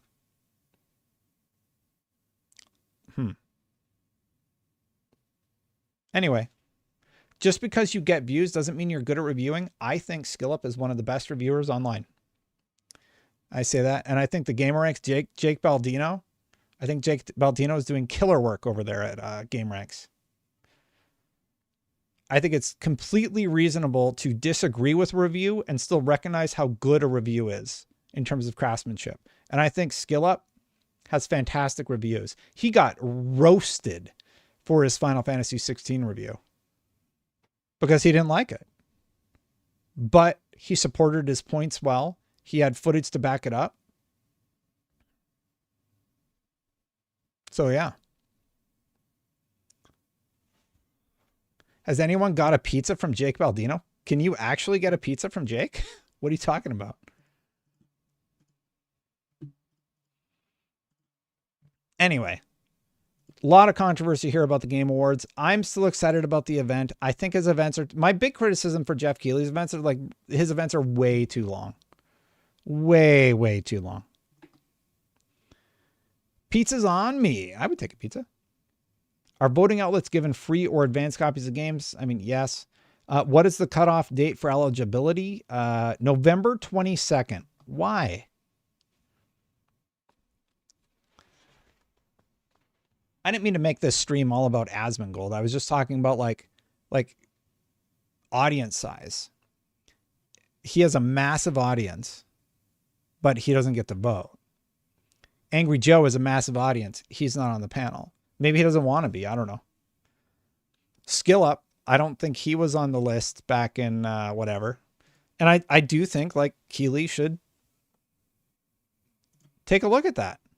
And I'm not saying what he has now is wrong or anything like that. Like Easy Allies is on there. They're independent. SkillUp Baldino and this weirdo named Destin are really good at what they do. Thank you, David. I really appreciate it. Yeah, like Game Informer's gone and What's Good Games are gone. I think What's Good Games was a good one to have on there. Is Digital Trends still around? ACG. I've heard of ACG. I don't watch a lot of ACG, but that's a good one. XQC. So should XQC vote because of 10 million Twitch followers? XQC isn't like, he doesn't game a lot. Doesn't XQC mostly do like reacts, content, and conversations with random people? This Destiny, I kind of can vote. Like I get to vote through IGN because I'm on the editorial staff, right? Yeah, I think there's some really solid choices on here. Like GamerRanks is Jake Baldino, right? IGN is Destin in a roundabout way. Well, I mean, it's just how Jeff said. It's you vote and then it goes to Jeff. One, as far as I know. Yeah, I don't know. It's a pretty good list. And like, I don't agree with GamerRanks X. Anyway, I don't know how to fix it though. Like, does it need fixing? I do think there are some things that should be tweaked, for lack of a better term. We need the Destin Awards. I bet they'd be way more real and fair than the VGA Destin. Yeah, I mean, I like to hold games accountable for games as what is delivered to the consumer, right? And anything surrounding the game, I think it's not like, I don't know. It's sort of a weird conversation to have. Like, Yeah, I don't know, man. Please do a fake award show. I could do a fake award show. A game should be judged on its own merits, not anything else. And that's my sort of take on it. What is the cutoff date for eligibility? November 22nd. I think it should be December 31st. How are live service games handled? The Game Awards recognizes that many games are ongoing services that evolve over time with new content, features, and improvements. Games released in previous years are eligible in all award categories so long as the jury feels their inclusion is merited due to new content, improvements, or service updates. When did the Destinies? I like that, Clay. That's funny. That's interesting. When did Starfield release? Is Starfield in the running this year?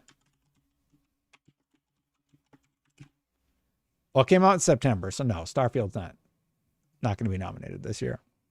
But that happened with Forza. Welcome to the Destinies. That's funny. Are early access games eligible for nomination? Yes. Any game available for public consumption by the deadline is eligible for potential nomination. There was a contentious video that was released where they said you shouldn't review a game in early access. If you charge $60 for a game and say it's in early access, I think that your game should be reviewed. How do you feel about that? If your game is released in early access and it costs $60 to play in early access or $40 or whatever, should it be reviewed? And should it be considered for Game of the Year? So you're telling me it can be considered for Game of the Year, but I can't review it? I think it should be considered for Game of the Year. That's fine. And I think it should also be reviewable. If you are charging money to a customer, your product should be able to be evaluated because you're trying to charge money for it. Clay says, no, I think it should be Game of the Year once it's fully launched. Okay, so Clay sort of has a little bit of a different take on it. Clay thinks that it shouldn't be considered until the full launch. Whatever anyone thinks about the Game Awards, you should like and subscribe to our friend Des. Thank you, David. This is very kind. I really appreciate it. Reviews are to help people making informed decisions on purposes, so it's fair game if they're charging money. That's how I feel about it. Perfect. I absolutely agree. How do I submit a game for consideration? There is no formal submission process for the Game Awards. Qualified developers and publishers can contact the Game Awards to receive a list of voting outlets. My only criticism about the whole thing is I think whoever is voting, I think that list should be reevaluated this year. I think they pulled it down because I saw a screenshot on Twitter where they had a list of all the people. And the problem is, a lot has changed in the last year.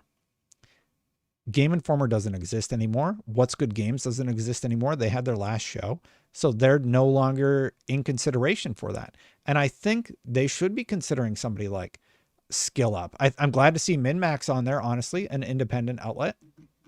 Skill Up's not on there, though. I think that's odd. Skill Up is a team, but I guess it's an individual. And I think we are going more towards that idea of individual people having a voice.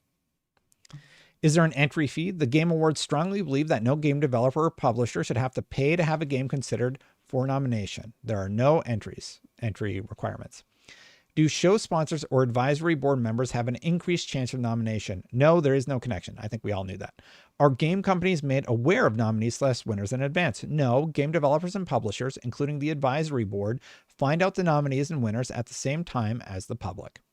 The Game Awards does not disclose winners in advance of the live ceremony. That's great. There are no exceptions to this rule. Are DLCs, expansion packs, and remix/remasters eligible? The Game Awards aims to recognize the best creative. We talked about this already. Long story short, yes. So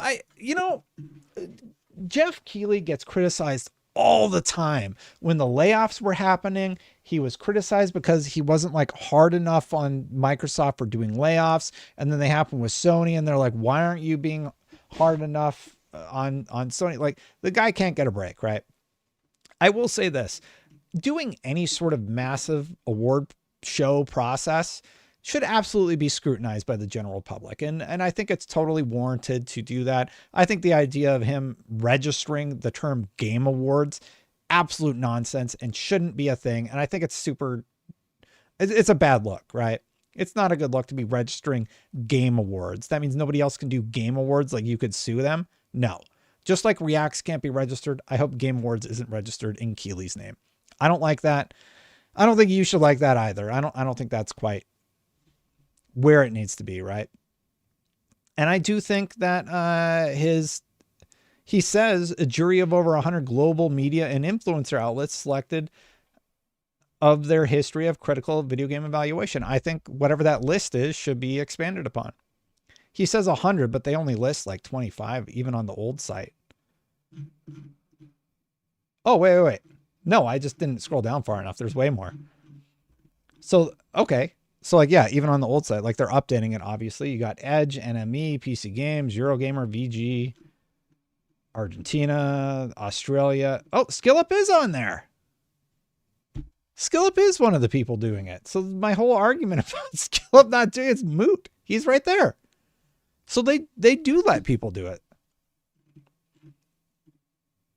Voxel, Game On. Canada, CBC gets the vote. Screen Rant gets the vote. I kind of like this more now.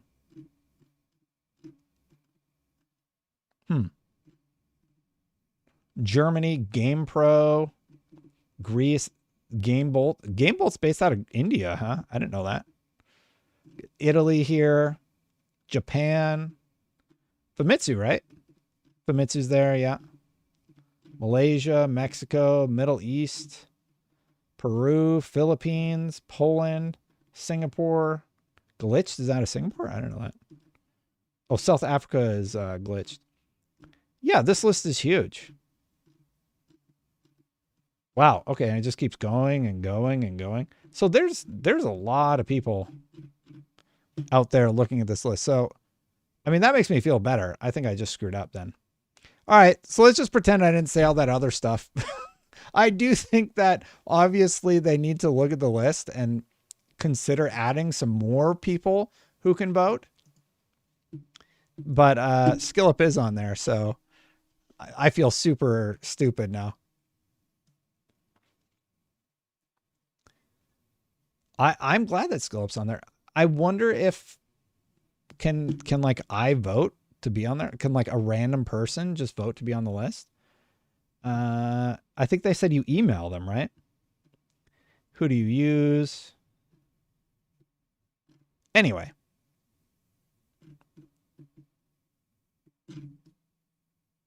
Info at the Game Awards. So you go to info at the Game Awards and look into it. We screen capped it all. I feel really stupid now, honestly. It is nice, and it does seem to be a very diverse set of people making the nominees. So like I said, Jeff Keighley, everybody has a laser eye on him because he is one of the biggest voices in the industry who gets to talk about this regularly, and he's being scrutinized by every single gamer out there. Every word he says, how he says it, how he presents games, how he presents the Game Awards, etc. It's all constantly being evaluated by gamers. And I think it's warranted. And I do think that he works constantly to address as much of the feedback as he can. I like Jeff a lot. I don't agree with everything he does, but that's when you're the biggest one, everyone's going to look at you and just be like, oh, I don't like how you said that. People do it to me. And I'm like, not that big of an entertainer. Like if you compare me to some of the other entertainers out there, I'm not like huge, but people clip me out of context all the time and post me on Twitter and get mad about what I'm saying. Right? And who am I? I'm just Destin. All right. So we have a few videos left. I kind of wanted to watch the South is Midnight stuff. Do you want to check this out with me? Do a little reacts here. Let's see if I got gameplay picture in picture. Let's do it. Oh, wait, before we do that, we were going to do a Q&A. So, all right, I'm going to set the timer for the next 5 minutes. We'll do a Q&A. You can ask me whatever you want, anything that you want. And then we're going to do the reacts to the South of Midnight stuff. While you're doing that, I will do one of the random stories that I saw. This is like a week ago. It's just been sitting here. VGT Gaming News rumor reports about a potential collaboration between Call of Duty Black Ops 6 and popular franchises like Halo, Doom, and Gears of War are gaining traction. New leaks have emerged from several Call of Duty data miners, including COD Warfare Forum and Vondia's Pog. These miners have a generally good track record of leaking data, but only time will tell. I would love that, man. Doom guy, Halo, the Gear stuff. That might be a skin that I get. I might get that. Okay. What would you like to know? Q&A, I mean, like, you can ask whatever you'd like. What are you expecting Nintendo to have for their Switch 2 launch titles? That's a good question. I would love it if they had like the Metroid Prime remakes ready to go. If they brought back Wind Waker and all of those games that just kind of fell to the wayside for Nintendo, I think that would be great to see. And that's what I would want to see as a launch. I don't think they're going to have they're not going to have a new Zelda ready. That would be crazy. Indra says, do you still sell cookies? We don't. I can sell them as a soul prop still. No, wait. Nope, because we don't. You have to have like a kitchen inspection and pay taxes and everything. But we haven't been doing it because it's been like kind of crazy with the kids. Widya, why'd you delete your question? Do you think Sony will pull their games from Steam once they launch their launcher? No way. You know who did that? Ubisoft. You know who's putting their games back on Steam? Ubisoft. I don't think that's going to happen, Ventura. Who is the generic cause dude? I can see him being replaced by a what? I don't understand what you're talking about, Marvel. How many fingers am I holding up? 8. Do you think there is any hope for us Banjo Bros? No, not a chance. Excuse me, sir. We voted end of stream Q&A. I'll do the react. I got to go and help I got to go eat lunch soon. So consider this the end and I want to react to the thing. Sorry, Woodpit. How's being a dad with young ones affected your ability to play games? It makes it trickier for sure. But I mean, like my job is partially to play games. So 9 to 5, I am working, playing games, doing whatever I need to do, stuff like this. In the evenings, it's play with the kids time, hang out with the family time. In the morning, it's that also. Usually I will have like a lunch break or whatever. So yeah. Is the rumor true about God of War being at the Game Awards? I don't know. What's the rumor? I mean, that would be cool. How does taking a break with your videos hit your channel? It's not good. I see some creators working 7 days a week to put out content without vacations. I'm looking at that really closely right now, would you? Because I want to figure out a way to do it healthy. For example, I didn't work yesterday. I had to work to edit the conversation I did with Paul, and that's my Saturday video. And then Sunday is the live stream. I live stream for a few hours. I prep the stories and then we do it. But it's definitely tricky. And it does hit your channel if you don't post content. Like right now, I'm trying to get back to video a day, launching the videos at 7 a.m. And I'm sort of waffling on that a little bit. It's hard. And it does have a negative hit on your channel. Like you go look at the Mass Effect video I did, nobody watched it. Because if it's not Xbox or PlayStation, people have a hard time watching. So I have been trying to branch out a little bit and cover more industry topics as opposed to just Xbox or just PlayStation. But by far, if there's a big Xbox story, my channel is like a go-to, it seems. Do you think Sony will pull their games from Steam? Oh, I already answered that one. Do you know what Fran Mirabella has been up to? He still streams over at twitch.tv/FM3_Nighthawk. I go watch every once in a while. Does he still do game media? I miss seeing you and Fran for Destiny chat. He's still there. Clay says, what's your favorite moment from the Mass Effect trilogy? The Saren boss fight really sticks out in my head. I will never forget. Like, there's the decision. Who do you kill? Like, do you kill Ashley or do you kill Caden or whatever? The decision that sticks out in my mind, though, is the Saren fight. That final conversation with Saren and convincing him that he's completely indoctrinated by the Reapers and he actually will take his own life or try to with the Paragon choice. That was a shock for me because it's the good choice, but it results in this terrible thing.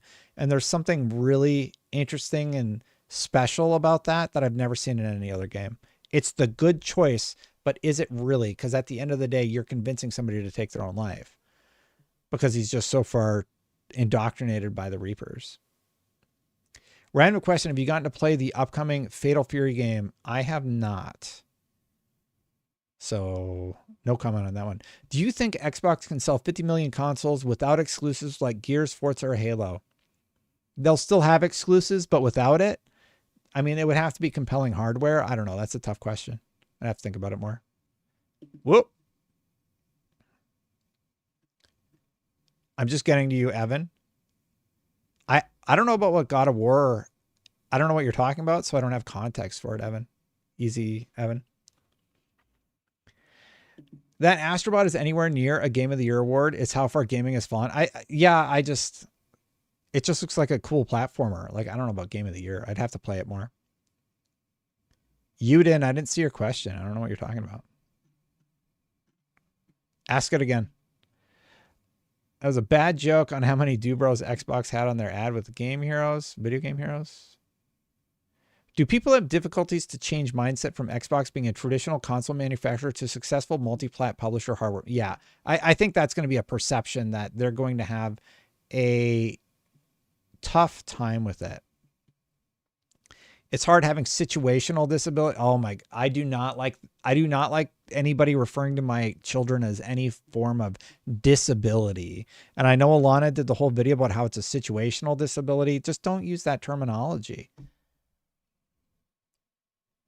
Like, I don't like it. It just seems really weird. It's just weird. And then people are people got mad at me because they're like, oh, you think disabilities are bad? I'm like, it's a person.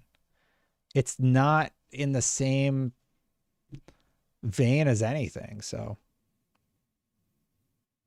I just think it's a super weird to try and conflate a person that you chose to have with you, like choosing to have children or not. Like, that's a human being that you're responsible for. So it's a little bit different than like an actual disability that you might have in your life. I don't know. I don't like it being, I don't like it. Like, we don't have to put everything in a bucket. They're different. That one. Yeah. Sorry. I get a little riled up about that one. I haven't heard anything about a new God of War. Will you do another Fireteam Chat surprise stream at any time? I don't have any plans to revisit Fireteam Chat at this time, Diz Guy. Just being honest. Xbox will cancel hardware if it doesn't sell next gen. I mean, you're talking about 20 years from now. Given how hard the PS5 and Xbox were to buy at launch, how do you think next gen will fare? I think it's far enough off that I'm not really worried about it, if I'm being totally honest. Good to see you, Nick. If I missed your question, just post it again. Did I miss a question from Nick? No, but good to see you, Nick. I haven't heard about it, but that would be awesome. Puzzle Haze, thank you for the $20. How's it going? Do you think the next Xbox console will have a Steam and Epic store? I do. And go that route. Or do you think they will do, because I think they should, it will eliminate the console war. I have a whole video about what I think they're going to do with the next generation of hardware. And I think that's exactly the route that they will go. I think that's exactly the route that they should go. So Purple Haze, good idea. Yeah, go check out my, if Xbox does this with their next gen console, they will dominate. I'm running out of spots. Thank you, Purple Haze. Put you there, PH. I'm gonna have to start writing over it now. This has been a great stream. Really good conversation and topics. Had a super chat before you read it out loud. Thank you, Special Nick. It's been a busy day. Have you heard of any cool games coming out we haven't heard about yet? Nope, nothing off the record. I mean, if I did, I wouldn't be able to say anything, but totally honest, I haven't heard anything. I survived. What am I missing? We're doing a live Q&A because we hit the target. So I do a live Q&A near the end of the stream. All right. Last one from Christopher Lewis, unless somebody's got a banger. Do you think we will have more tiers of consoles next generation, kind of like PC. I think the next generation of consoles will be more like PC, maybe modular, maybe not.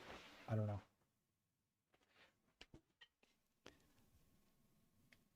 That just confirmed it. Yeah. Avowed. What about Avowed? I mean, Avowed's looking good. I'm excited about Avowed. And I was one of the contrarians, but I'm hyped for it. Purple Haze says, how do you think PlayStation will respond to that? Because I think it will come to not console war, but now hardware. PlayStation do the same. What's your thoughts? I don't think PlayStation can do anything about it. They'll definitely have to think about how they release their games and such. Daniel Lawson says, having Xbox Hypervisor on my PC would be awesome. I mean, that would be cool. Do you honestly think it is fair for Xbox games to go on PlayStation when Xbox players will never get Sony games? I think they will. I think that's what Xbox is working towards. Getting that Steam sponsorship. I'll just put another 10 here, Purple Haze. Getting that Steam library means Xbox gamers will get PlayStation gamers. I do think, oh, Daniel too. Daniel. Running out of space, y'all. Yeah, I do think that there is a big potential for that to happen in the near future. But there's a bunch of little stories. We're going to do rapid fire stories because we're way past the 5 minutes that I said. Happy to read chat a little bit later. Good to see you, Clay. Thank you for stopping by as always.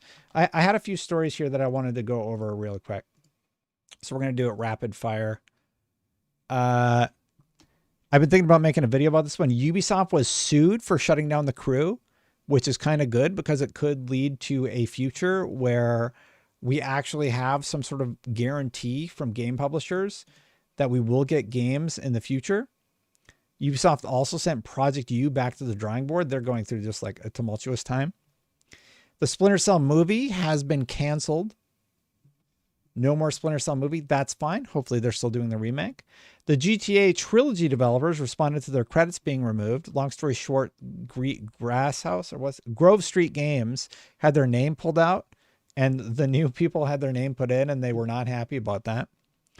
Twitch streamers see ad revenue plummet amid platform struggles. There's been this big conversation about how Twitch stream revenues. I am happy to report that my revenue on Twitch went up from 75 cents of ad revenue in October to $2 in ad revenue in November. So I don't know what they're complaining about. I'm rich. Like, look at all the money I'm making on Twitch. I think like LukeBot's the only sub I have. I don't know who's subbed on Twitch, but it's not many. I still stream over there, but the majority of my audience is on YouTube. We had like 550 concurrents on YouTube today. Thank you everybody for watching, everybody. By the way, so that was great. There is a 30-minute long documentary about Half-Life 2 where they actually show Half-Life 3 episodes. So there's that. This is sort of a cool look. I just wanted to give it a nod. I already embarrassed myself about the Game Awards when I actually looked at all the nominees. Ooh, this one was cool. Destiny 1 Remastered on the horizon. Bungie acknowledges fan demand. Fast forward a week, they were talking about it. They made the collection. Content creator Professor Broman took to Twitter with a simple yet loaded question. Destiny 1 Classic servers win. His tweet sparked immediate reactions from the community, but it was Bungie's response that really got fans excited.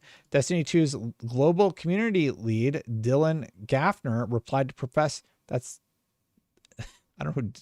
They just call him Dylan usually. Replied to Broman's post saying, they're already live. You can go play D1 right now with a winking face emoji. Seriously, though, by Destiny 1 Classic, I'm assuming you mean updated with QOL and D2 features, but D1 full content package. Happy to pass along the feedback and desire. Zero promises, of course. I think a D1 on PC would be awesome. I would love that. Do I think it's going to happen? No. But I have heard that there have been enhancements made to the game since then. Or there are enhancements on the PS5 Pro version of the game, which makes me kind of want to like go back and replay as much of it as I can. Workers at Bethesda, the parent company, they have striked over remote work policies, and Xbox actually acknowledged the strike. And the last rapid fire one I wanted to go over, the Slim PS5 is getting a price cut for the holidays. You can save $70 on the digital edition through December 24th. Pretty good deal. It brings it down to $379.99 through December 24th. And that was a rapid fire. And the very last one I wanted to talk about was this South of Midnight. Now, I haven't seen a ton of South of Midnight stuff, but I wanted to watch this video and see what it's all about.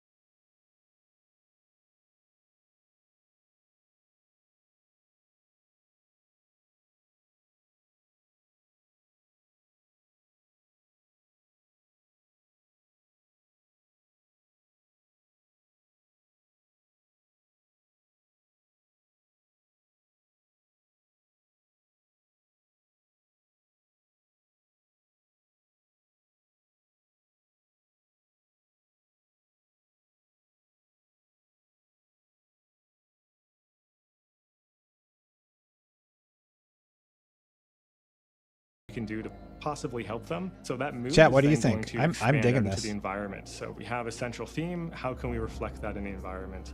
Is it going to be dark and gloomy? Is it scary? If so, it's going to affect the time of day.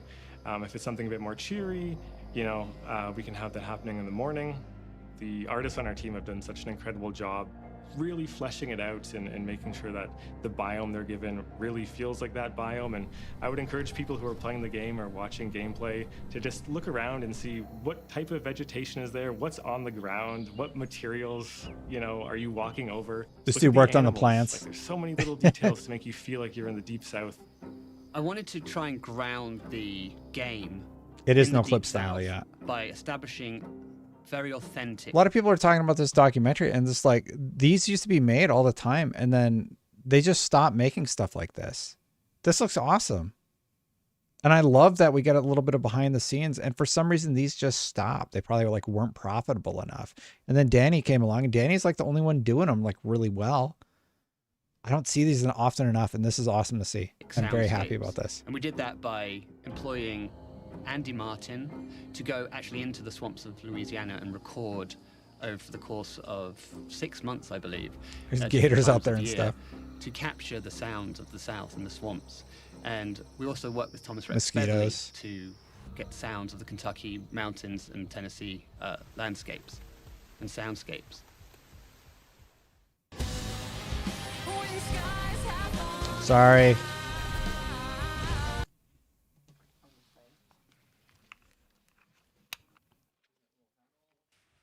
Look, where'd they go? Here, sheath. Because this game is so very specific, you know, Hazel being from the Southeast, Hazel being an athlete. Why are there being ads a on this track video? That's what star, I don't get. I wanted the intricacies of those things to really pop out in Hazel. And it's the type of subtlety that really brings a character to life. Hi, hon. How are you? I'm ready to go. Cool, let's rock.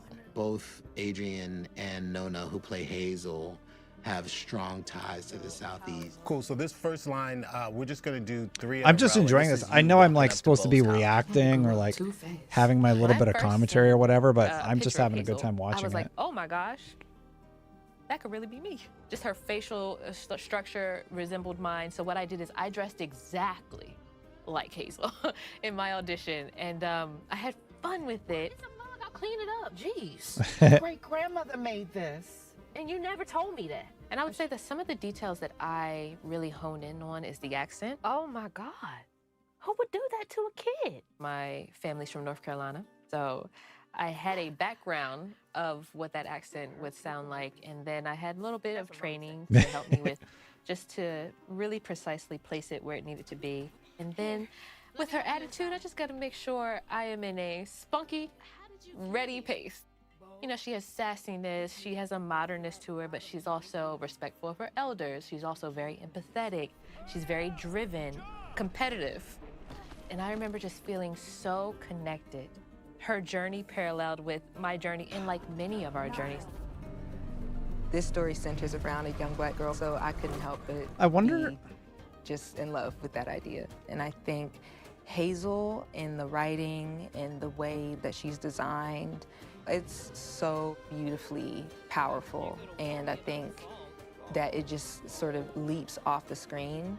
And the way that she speaks and carries herself. I'm the way really, that really she excited allows to play herself this to be game now. Vulnerable and scared and confused and unprepared, I think is something I'm really excited that we get to follow in this story, in her story. I think with all the vitriol and like, you know, drama constantly online, I think more developers need to do this. I think this is fantastic. This gives you a clear picture of like the goals and like what they went through to make it, and the level of care and nuance that they did. I absolutely adore this. I wish every AAA game did this. I don't know if I'm going to be able to finish this today because my son's waking up, but this is great. Yeah, they're based in Montreal. They went out and learned about the South, and this is so cool. Shaking bones. The handcrafted style is applied into everything. There's something soulful about that, and I think it resonates with a lot of people, and it felt really appropriate for this deep South. I'm watching them on Southern the Gothic dark fantasy to have. Yeah, looks like Nate's waking up. So that's going to be the end of the stream today. But I highly encourage you to go watch the rest of this. We're about 16 minutes in. I'll record the second half of the reacts off air.